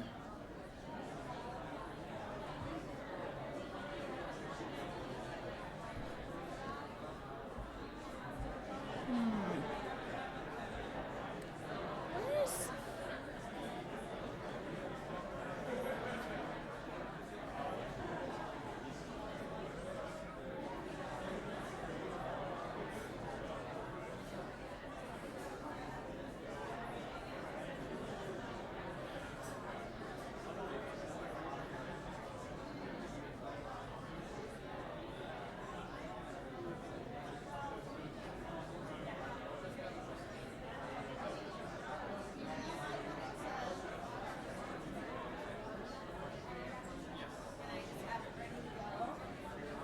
But I was trying to move the touchpad around, and there's no like mouse or anything. So I don't know what the. I wonder if this is going to go on the screen for everybody. Oh.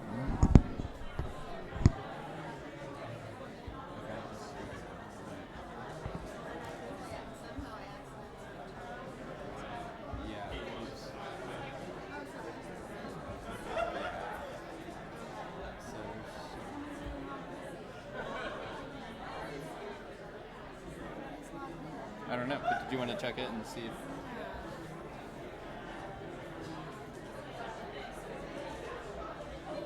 Did you see Josh is here?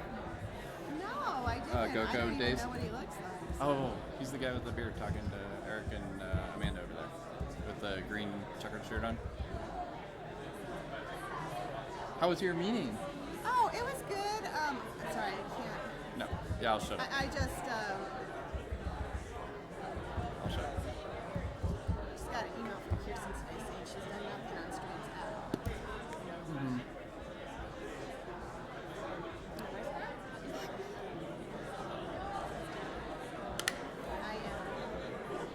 People might hear you on the internet if you're speaking right now, just so you know. Okay, well, we will go with that. Okay, and then Dave may need help to get it back to normal.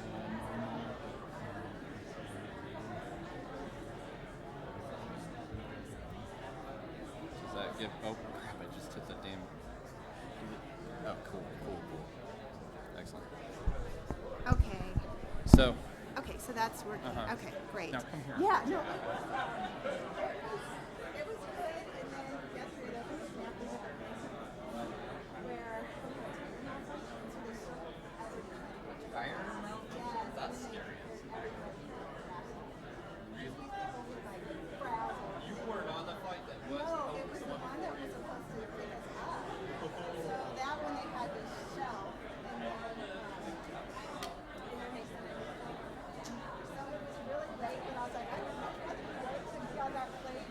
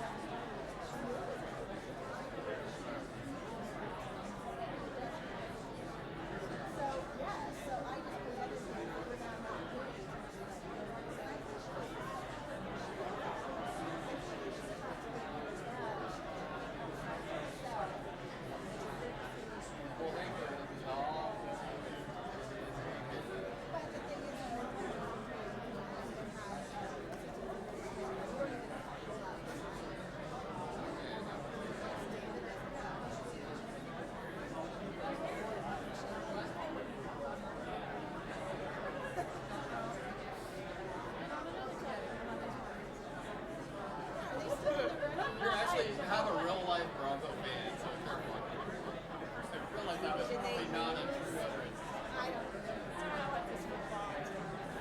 So yeah, it's the playoffs this weekend, and we're in the conference championship campaign with WCNR. So this is why John Fox got hired last year. I'm going to be coach for when the two boys.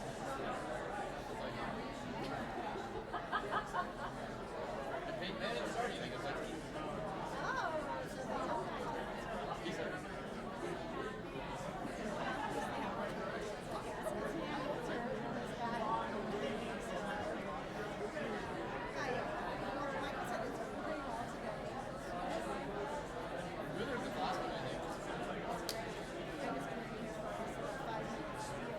a little shotgun action there.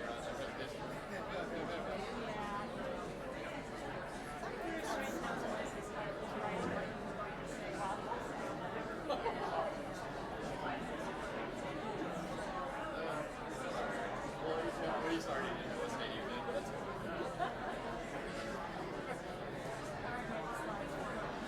I could tell. It was like, wait, that's Dave's aerial shot from flying over. Well, we did that too. Like, I think David asked me about it. Yeah, and I made the slideshow for her. I think she might have very simply off of it.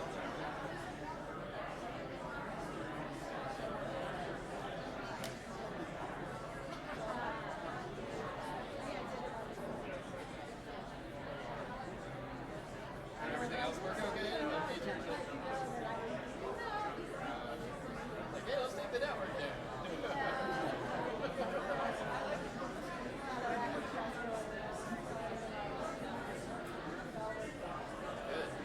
Everybody happy? It seems like well, that's the important part. And there's often disruptions in a long 5-year work plan, so having like a little delay while we're trying to do, I don't think it's going to be a whole heck of a lot.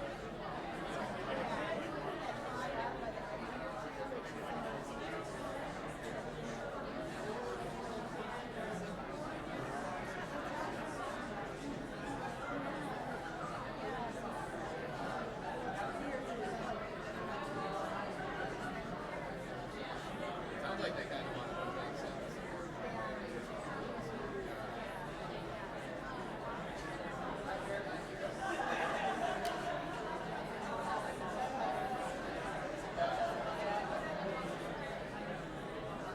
There's some email Dave sent about another database website.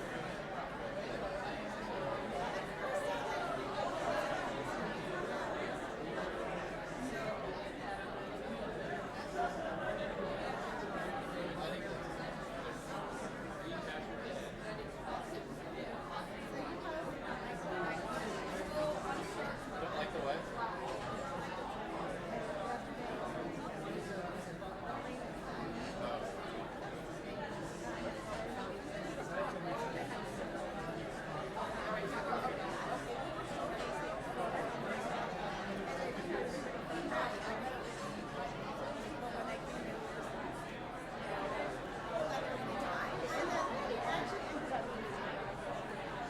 Your website's pulled up. Rob put some fish into it. So fish pulled up. Oh, well, Amy just logged out and logged herself in. Okay, so you're doing it. You just did that in case you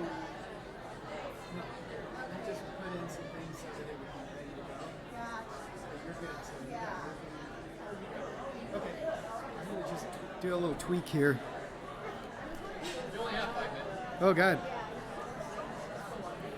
So This. they're done.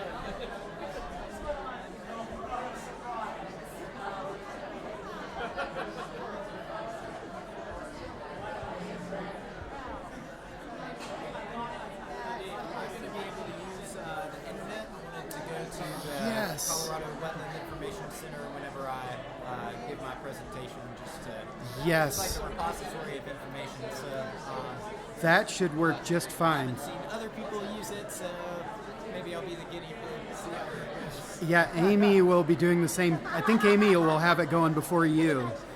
So, well, not the CWIC, but she'll be on the internet for her part. So,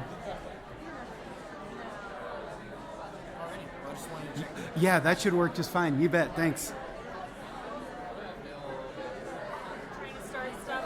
I just really quick. I'm Jana Petty. I'm with Fremont County Weed Management, and you and I talked Yes. about elongated mustard and royal orange blazing. Oh, that's you. Yes. Oh, yes. Thank you. It's good to meet you.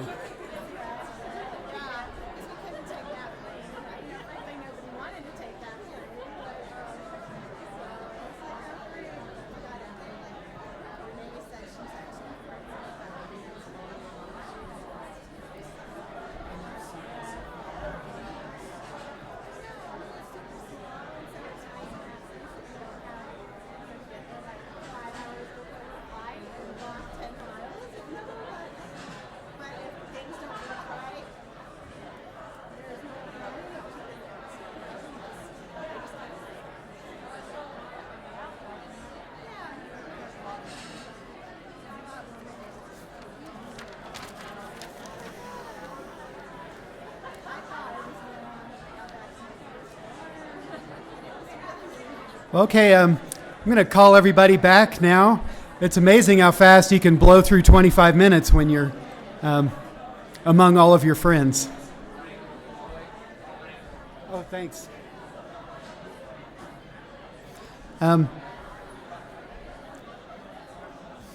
As you guys come and sit back down, I wanted to acknowledge one person who I think gets the prize for coming the farthest to our meeting. That's Mary Pendergast. She came all the way from Utah to join us today. So I don't know if Mary's back in the room, but thank you for traveling so far to join us.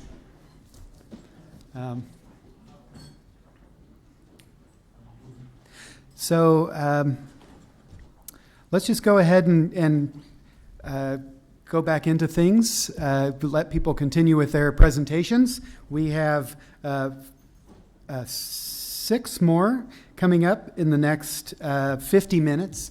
And I just forgot to show you this earlier, but wanted to just kind of update you on where things are at with the Colorado Natural Heritage Program's data on rare species and natural communities. Right now in the database, we have 26,281 mapped locations for species and communities, and a whole bunch of other observations of species on our watch list. And the winners of our door prizes have maps of our 1,907 potential conservation areas, and we also have 34 networks of conservation areas, which are larger areas that include an aggregation of different potential conservation areas. And so all of those data are available through us. A lot of it is downloadable right on our website, and we're actively moving towards setting up an environmental review tool, working with NatureServe, that will allow people to log in and look at the detailed natural heritage data for species and plant communities. So that is forthcoming. I just wanted to make sure you guys knew that was happening. So here's our lineup for the rest of our morning up until lunch. So next up is Clark Jones from Pueblo Chemical Depot. So he's going to tell us about the climate change monitoring that he's working on there. Thank you, Clark. Thanks. So I'm going to be talking about another one of Renee Rondo's projects. So wherever she is, point at her like everyone else has. Like you said, I'm the Natural Resource Manager at Pueblo Chemical Depot, and this is part of a project that kind of started out with a different goal in mind, but because of the long-term nature of the project, it could turn out to be very useful for forecasting changes in vegetation in shortgrass prairie. So just to give you a little bit of background, Pueblo Chemical Depot is east of Pueblo, Colorado. It's about 23,000 acres. A lot of it is shortgrass prairie habitat. It was previously grazed. Not all of it, but some portions of it were from 1943 to 1998. In 1998, they decided to remove the cattle, and then Pueblo Chemical Depot partnered with CNHP to look at how the vegetation would recover and kind of compare ungrazed areas to grazed areas. Since 1998, Renee and crew have been out there 9 times, and kind of been fortunate enough to see what's happened through these wet and drought years. So here's those 3 scenarios that were mentioned before the break. So this is for soil moisture that's projected through 2090. The green line is kind of this warm and wet scenario for soil moisture that you might see under a reduced greenhouse gas emission scenario. The blue and the red lines are kind of the business as usual lines. The blue line is the feast and famine scenario that was mentioned, and the red line is sort of this hot, prolonged drought scenario. So one of the question is what effect might this have on the shortgrass prairie, particularly one of the dominant grasses, which is blue grama. And so kind of what they've seen is that the ability of blue grama's ability to recover after serious drought may not be what we thought it was. So this is an ungrazed plot with repeated photo points starting in 1999. So here's 6 points. 1999 was the wettest year that CNHP sampled. 2002 was the driest year. So you can see in the 1999 plot, things are a little bit green. In 2002, some things, blue grama was kind of dormant there, and it's kind of starting to die back in 2003. And in 2015, there's not a whole lot of it left. Blue grama cover went from an average of 41% in 1999 to 0.5% this past year. And the frequency went from 93% in 1999 and 2001 to just 12% this past year. And I think this is probably one of the most telling graphs. On the left is on the left y-axis is the summer drought index. So those negative numbers, those are moist years where you're not in a deficit. Those positive numbers below zero, those are when you're in a deficit. And on the right is the blue grama frequency, which is basically a presence-absence within a quadrat that's within a plot. I think there are 14 plots and 100 quadrats per plot. So each one of those dots represents the average of 1,400 quadrats. And I just want to point out here, too, that they didn't find any differences between the grazed and the ungrazed plots when looking at the frequency here. So you can see that there's been a very steep decline in blue grama frequency. In 2000, I guess it's 1999 and 2000, it ranged between 55 and 62%. And in 2015, we're down to 13%. So just to conclude, kind of where I started was that this project wasn't really didn't really set out to look at climate change, but because of the long-term nature of the project, I think it could be really important for forecasting changes for one of the most dominant species in the shortgrass prairie. And this also has added value for kind of where the whole project started. So Pueblo Chemical Depot is undergoing a lot of changes. It's about to be turned over to a land reuse authority, and we're going to have the ability to make recommendations for whether or not we think grazing would be appropriate. And this data can also help inform that. And I think that's it. Thanks.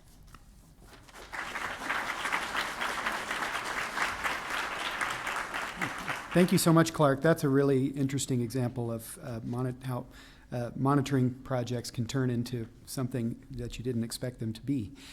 So next up, we have Patrick Christ from NatureServe, who's going to give us a presentation about avoidance and mitigation work that he's leading.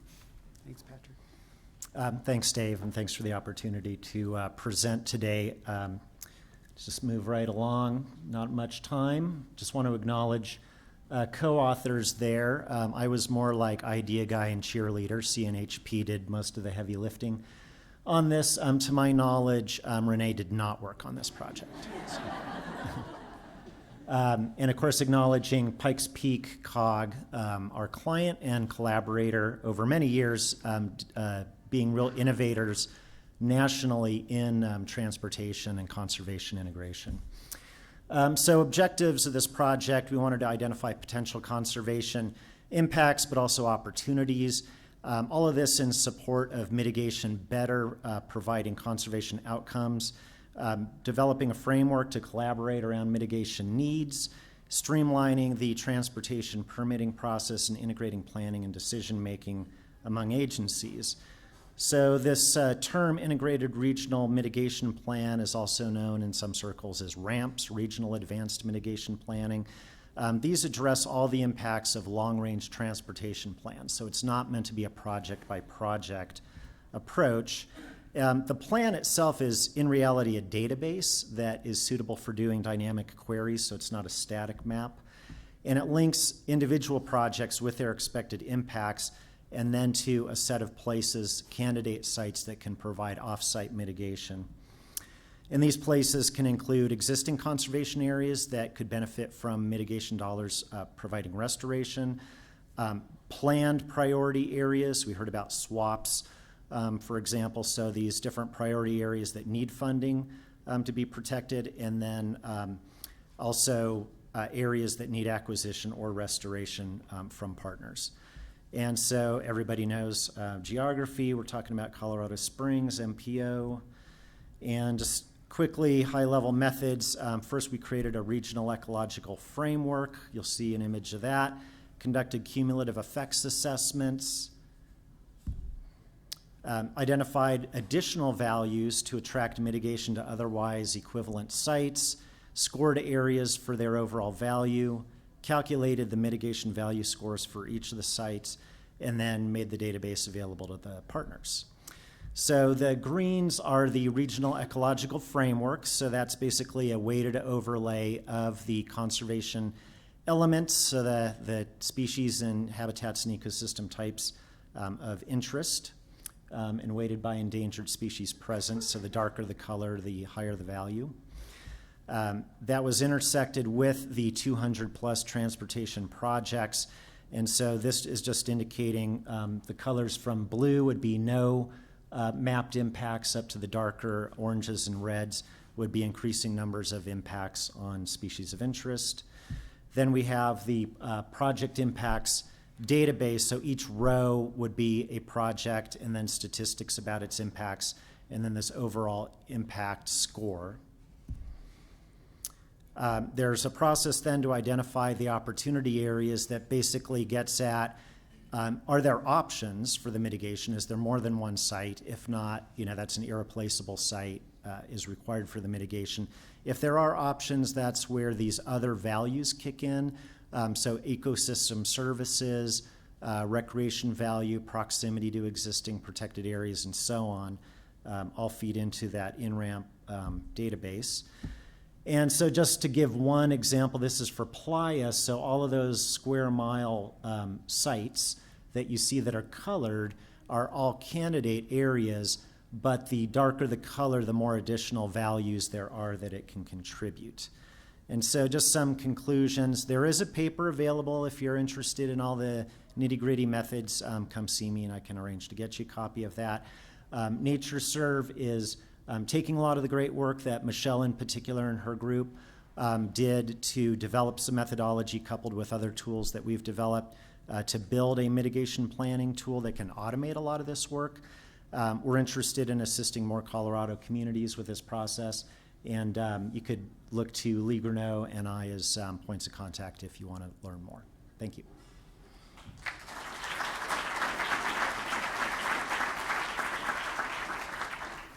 Thank you, Patrick. It's really been a pleasure to work with you on so many of these powerful tools for doing conservation, making it successful. So thank you very much. Before we go on, I wanted to send a quick shout out to the people who are joining us on the live stream. We had like 10 of them before, right, Alyssa? Okay, we have 11 people joining us remotely, so wanted to say thank you and welcome to them. And so next up is Amy Greenwell, who's going to tell us about streams, and I'm pulling up the internet for you. Okay, thank you, Amy.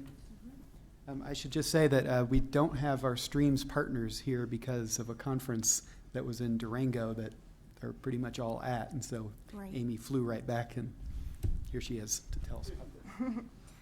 I'm Amy Greenwell. I'm the GIS manager at CNHP.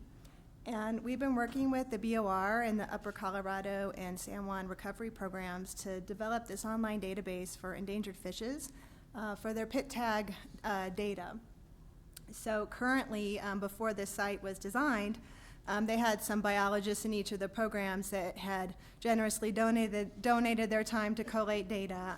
As you can imagine, lots of folks are involved from federal agencies and states and private nonprofits and water interest groups. So it was quite an effort, and it wasn't their full-time job. It also didn't give real-time access to the researchers that need data for their research projects and reports. So we worked with them to develop this site. And it's still in a development phase where we finished year 1 of a 3-year development cycle. So right now we have the container built, the website's up, and we have all of the data imported into the database. So I'm just going to bring up a few records here and show you all what it looks like. So we have a bunch of filters. When you get to the main page, we have about over 900,000 fish right now, and we have over 1 million different encounters of these fish. So the biologists right now can go in and copy and paste all of their PIT tags into the box here and get information on it. Or you could filter on one or all of these options. So I'm just going to go ahead and look at mortality real quick and click on filter. Sorry, I'm a little slow without a mouse. So this brings up all the fish that we know have deceased. And if I wanted to export that, I could click the download button right now, and everything that's in the filter would be ported into a text file, delimited text file that can be opened in Excel, and the user would get an email indicating the file's ready. And I believe for this particular query, it only takes a few seconds for the file to be ready. But of course, that would vary based on what your filter options were. So you can look on the details here. You can find out a little bit of information about the fish if it's available. All of the hatchery details and the grow-out ponds that they use to raise them. And the hatcheries are really interested in this because they have quite a few grow-out ponds and techniques they use, and they're interested in tracking kind of mortality over time and seeing if there are certain techniques or ponds that have a better survival rate. You can also look at all of the tag details. Some fish are tagged multiple times, up to 4 or 5 times. Some of these fish actually live quite a long time, and eventually they'll need new tags. So all the tags will be in the tag table. You can look at any studies that included these individuals. And then, of course, you can look at other encounters for this fish. In this case, we had a stocking event in 2013. Then it was captured twice, and the last capture resulted in the mortality. So if you're interested in viewing a little bit more information about the particular encounters, you just click on that tab for details. It'll bring up all the information that the researchers collected in the field, and you can see in this case it was the Grand Junction office that captured this record using electrofishing. And then, of course, there's breadcrumbs to go back to where you started to help with the navigation on the site. So that's kind of the meat of the database right there. You can also look at the specific encounters, which in this case we have more than fish because many of the fish have been encountered multiple times. And this gives you a different list of options for your filters. You can do ranges of river miles, you can do date ranges, you can do it by organization or by parent organization because we have everything keyed out to specific offices, and sometimes those folks want to look at it at a more general level. We also have studies in here, and then we have these remote antennas that they set up on the streams in certain places where they're monitoring entrainment mostly, but sometimes it's community monitoring. And these detections are constantly detecting all the pit tag fish. And right now we're doing some manual uploads into the database, but eventually we will have this batch uploaded every evening. For most of the sites, a few of them cannot be connected to remotely, and those will have to be done manually. All the items in here that are grayed out are on our development list for year 2. So we're going to have a batch upload option available. Like I said, there's lots of folks involved, and the ability for them to collect their data in the field and upload it right away is very attractive. Then all the other researchers will be able to access it. So that's in the works for year 2. And we also have some downloads.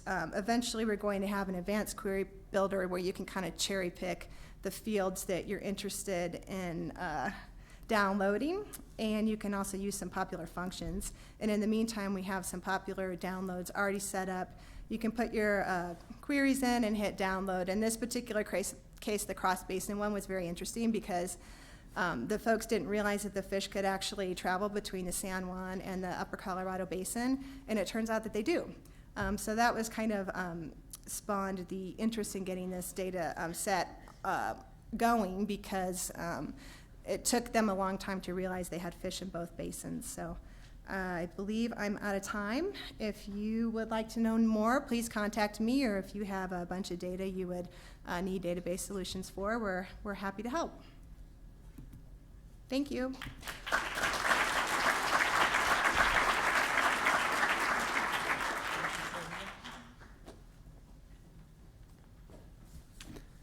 Okay, well, thank you very much, Amy. Let's get back to our PowerPoints here. I love the double entendre of spawning fish data and then fish. That was great. Let's see, where are we at here? Okay, so our next speaker is Amanda Barker from Colorado Coalition of Land Trusts.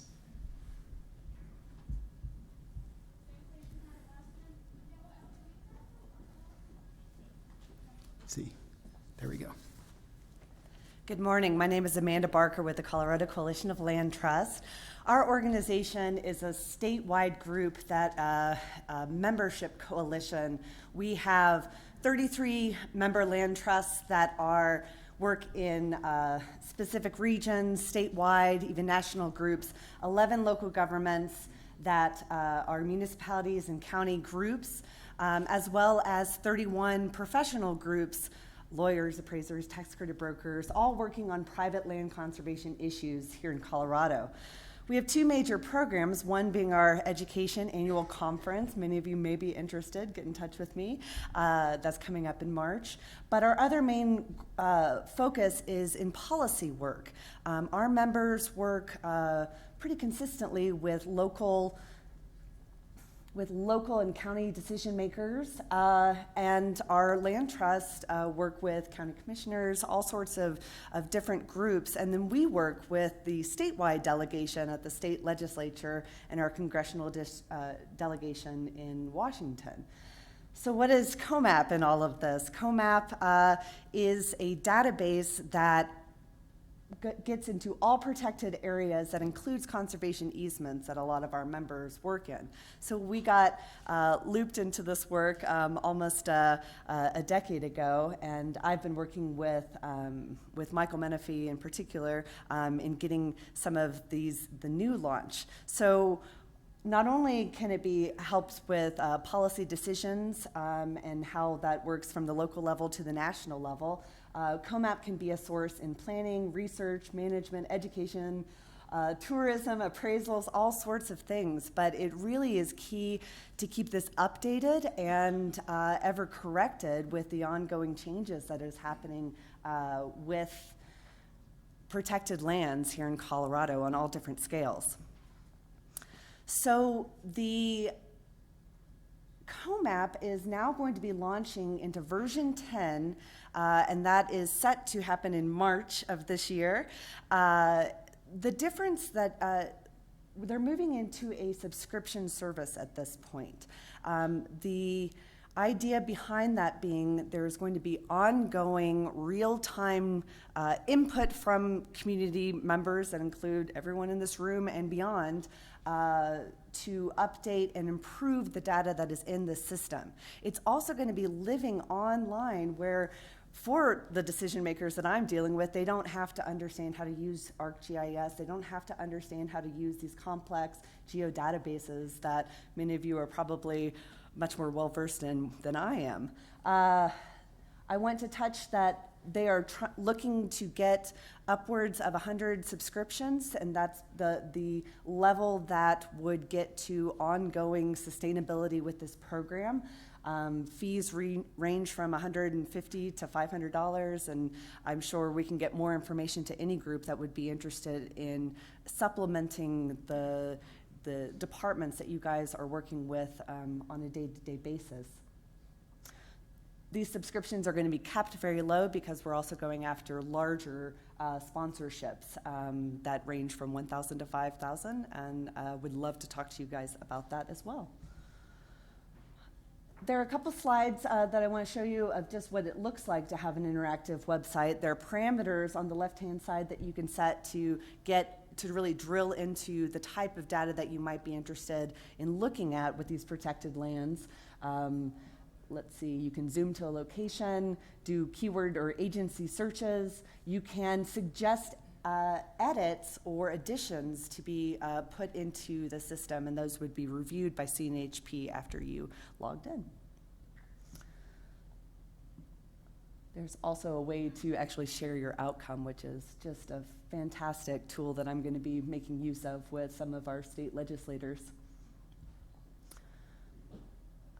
Of course, this work can't happen without innovative agencies like Great Outdoors Colorado. They've put in a lot of funding over the years to get us to where we are, and we're ready to launch into the subscription service that I hope you guys will make use of. My contact information is here, and I would also encourage you to get in touch with Michael Menefee with CNHP to get more information about this incredible new tool. Thank you.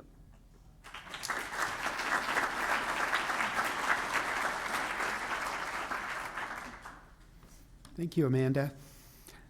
So those are our first two data development and sharing theme presentations. And Seth McLean with Colorado Parks and Wildlife is going to tell you about Colorado the Beautiful now.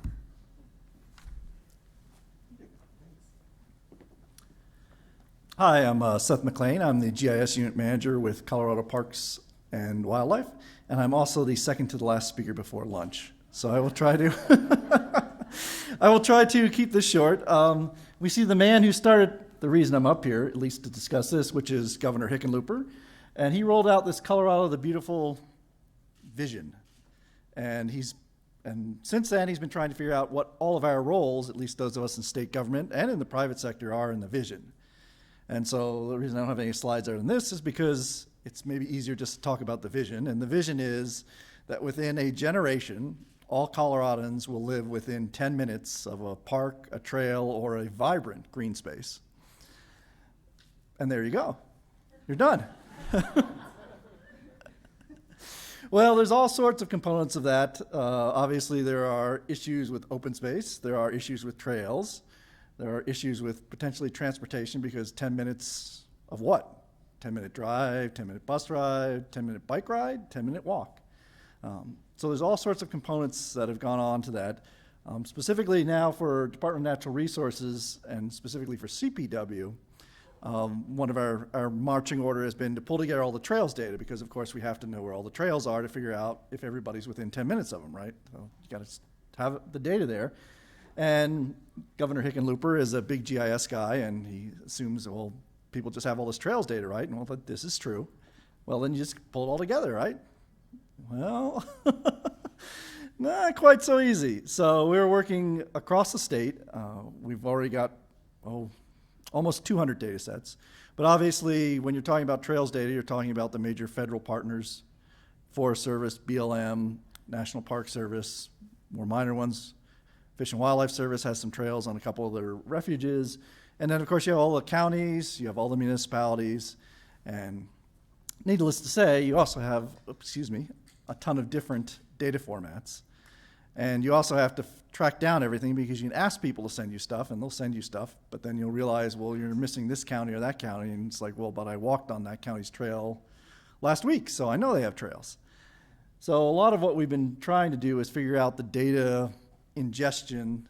I don't want to get too techy, but trying to pull together all this trails data and also think about long-term, because one of the challenges with this is as soon as you pull together trails data from maybe 64 counties, although it's probably only about 2/3 of the counties that have trails, 300 plus municipalities in Colorado, the feds, well, things start changing.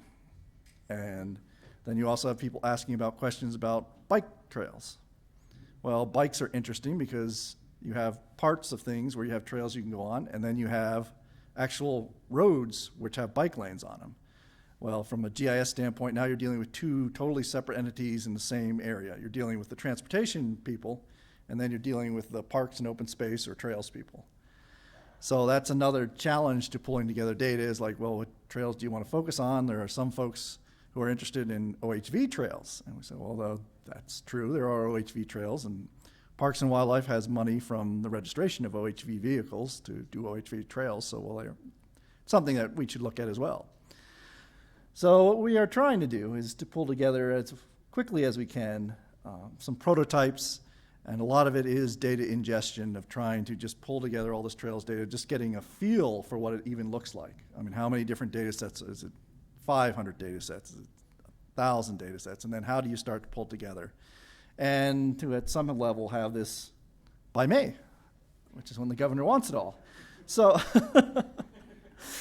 and then the other thing is there are other aspects of Colorado the Beautiful. He's thought about outdoor recreation, getting kids outdoors, that we're working with GoCo and other partners on that. And there's a conservation side of things, a trail planning. He'd like us to be able to use trail planning. And of course, we need to know where public lands are. That would be where COMAP would come in. And of course, we need to know where protected areas are, or where areas where we have concern over. So there's a huge universe of things going on that we're trying to tackle piece by piece. And you'll hear more as we get there, I suppose. Thank you.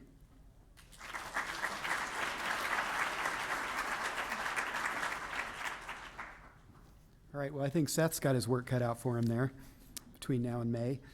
Thank you very much.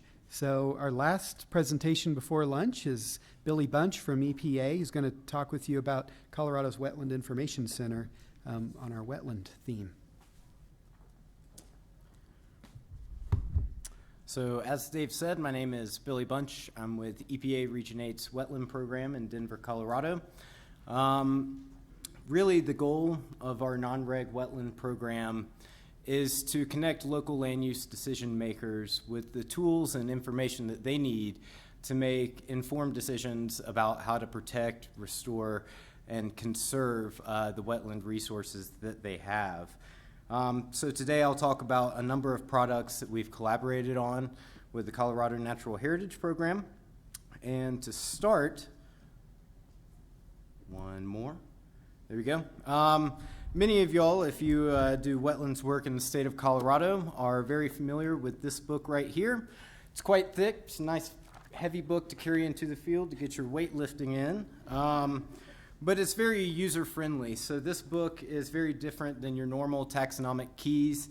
It's got a great diversity of pictures, information on conservation values of these wetland plants, as well as county locations where they've been documented, elevation gradients, and so on and so forth.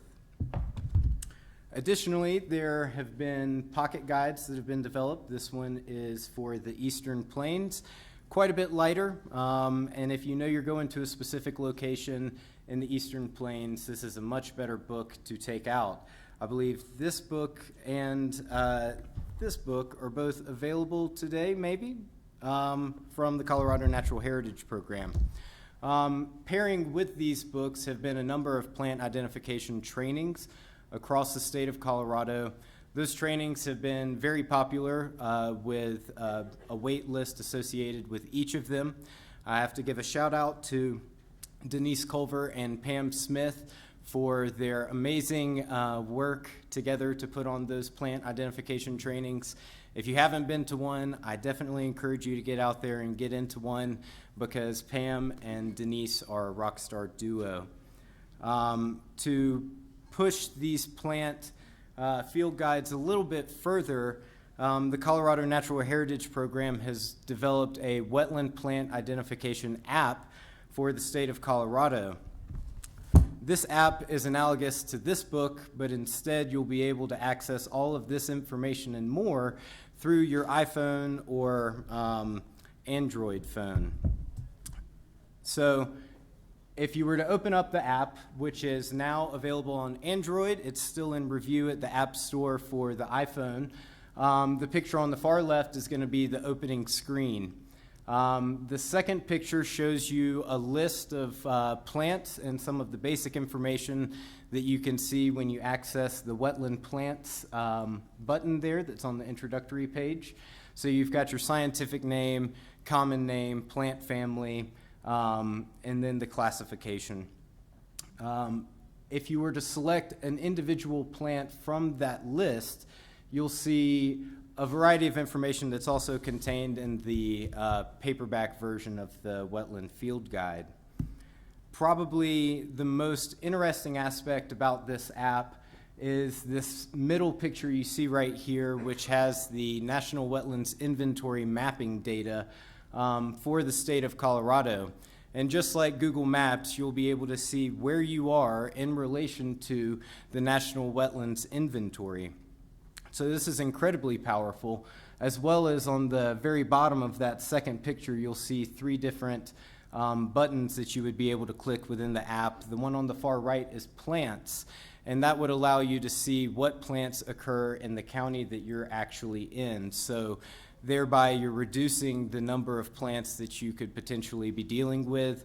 It's a great and incredible tool. You can download it for free today. If you have an Android, iPhone is soon to come. So with that, I'm going to try and get to a website real quick. I think I may be able to. Is that it? It works. Let's see. Did it? I had a little trouble with this. Sorry. Here we go. And this should. Oh, here we go. Oh, it's not up there though. Oh. Okay. Hit escape.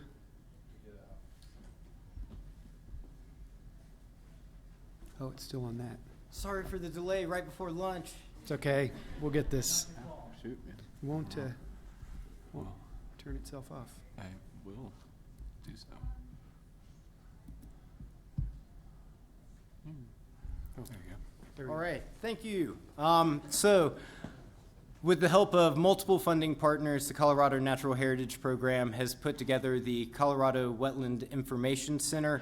This is really intended to be your one-stop shop for wetlands information, no matter your interest in wetlands. If you're local, state, a student, you should be able to find any pertinent information regarding the state of Colorado and wetlands.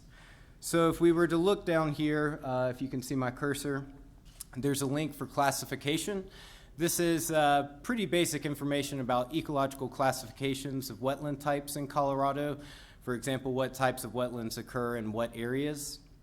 You'll also find links to the field guides that I mentioned earlier. This second link right here is mapping, and the Colorado Natural Heritage Program has done an immense amount of monitoring and assessment of Colorado's wetlands. I'll get to an interactive mapper in just a little bit, but to proceed, the third link is assessment, and here you can find information on Colorado's wetland assessment methodology called the Ecological Integrity Assessment. This is unique to the Colorado Natural Heritage Program, and I encourage you, if you're going to go out in the field and you're interested in doing assessments, to take a look at the parameters within their assessment tool. The third link, or fourth, is conservation, and this is a question that EPA gets hit with quite a lot. If we meet with a local group or agency, they often ask, well, what wetlands are important in our area? Why would we conserve them?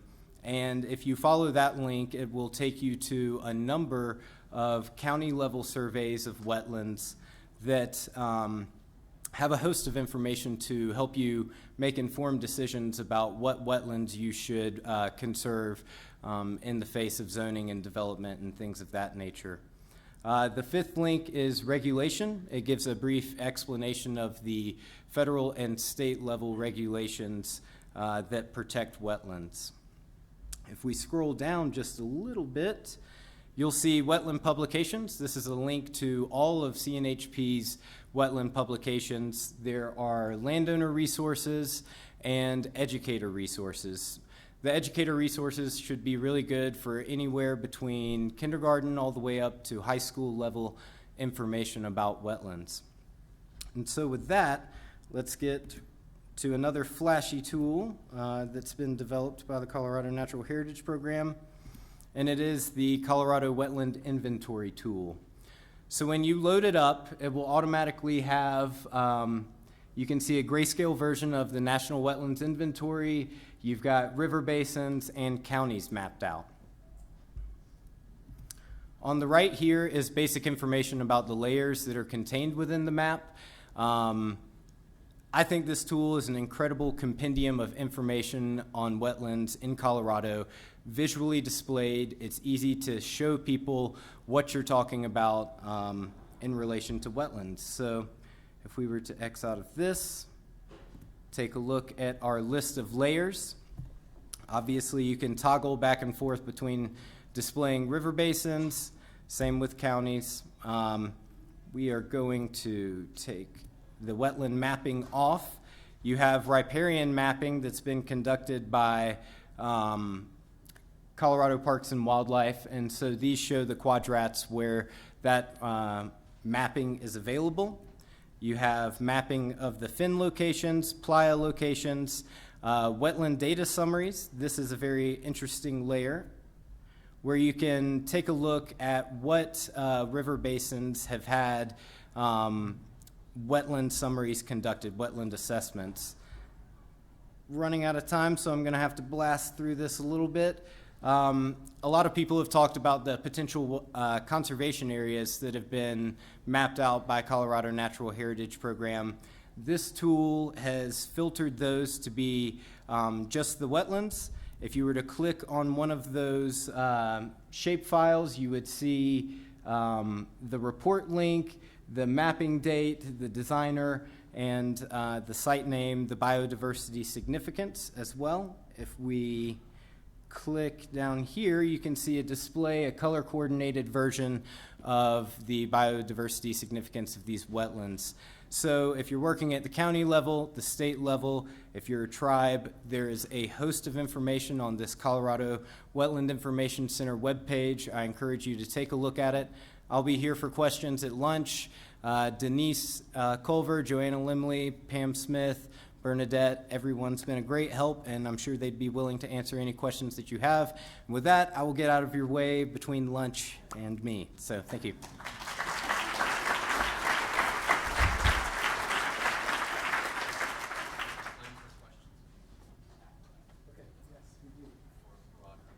Well, everyone has done such a marvelous job sticking to their time, so we actually have a little bit of time for questions. If folks want to ask anything of our entire lineup of speakers this morning, then I think we could open it up to that.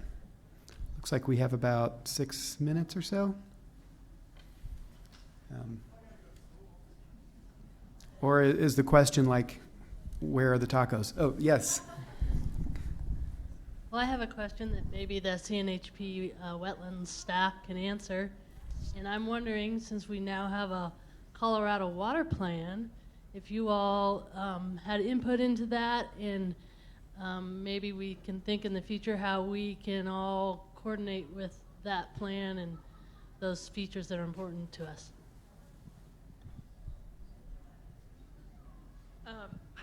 Unfortunately, the shortest answer is no. We did not actively participate in the water plan process.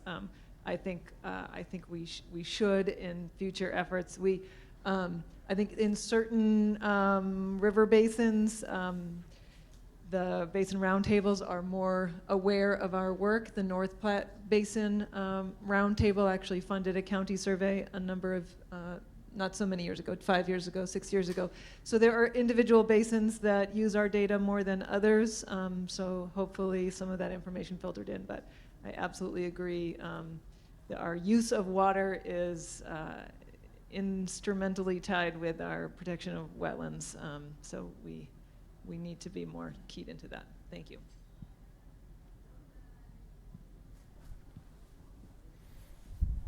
Any other questions? Well, I'll just kind of tell you a little bit about this afternoon. So looks like lunch is ready back there. So we're going to wrap up lunch pretty promptly at 12:55. I'll get up here and we'll start organizing people into their breakout groups. On your agenda are the facilitators for the breakout groups, and we're going to get those folks set up in this room to wave at you and try to get the groups in kind of gathered up, and they will lead you to the breakout group room so that you don't get lost and end up wandering the halls of the Laurie Student Center. Almost all of the breakout groups are on this floor, just down the hall this way, quite a ways. And then one of our themes is going to be downstairs. So we'll make sure everybody gets where they need to go at that time. And if there are no further questions, then maybe we'll just go ahead and break for lunch right now. Thank you all so much. This was wonderful. And just a quick note to the folks who are joining us on the YouTube and the chat. That will resume at 2:15 after our break. So, thank you.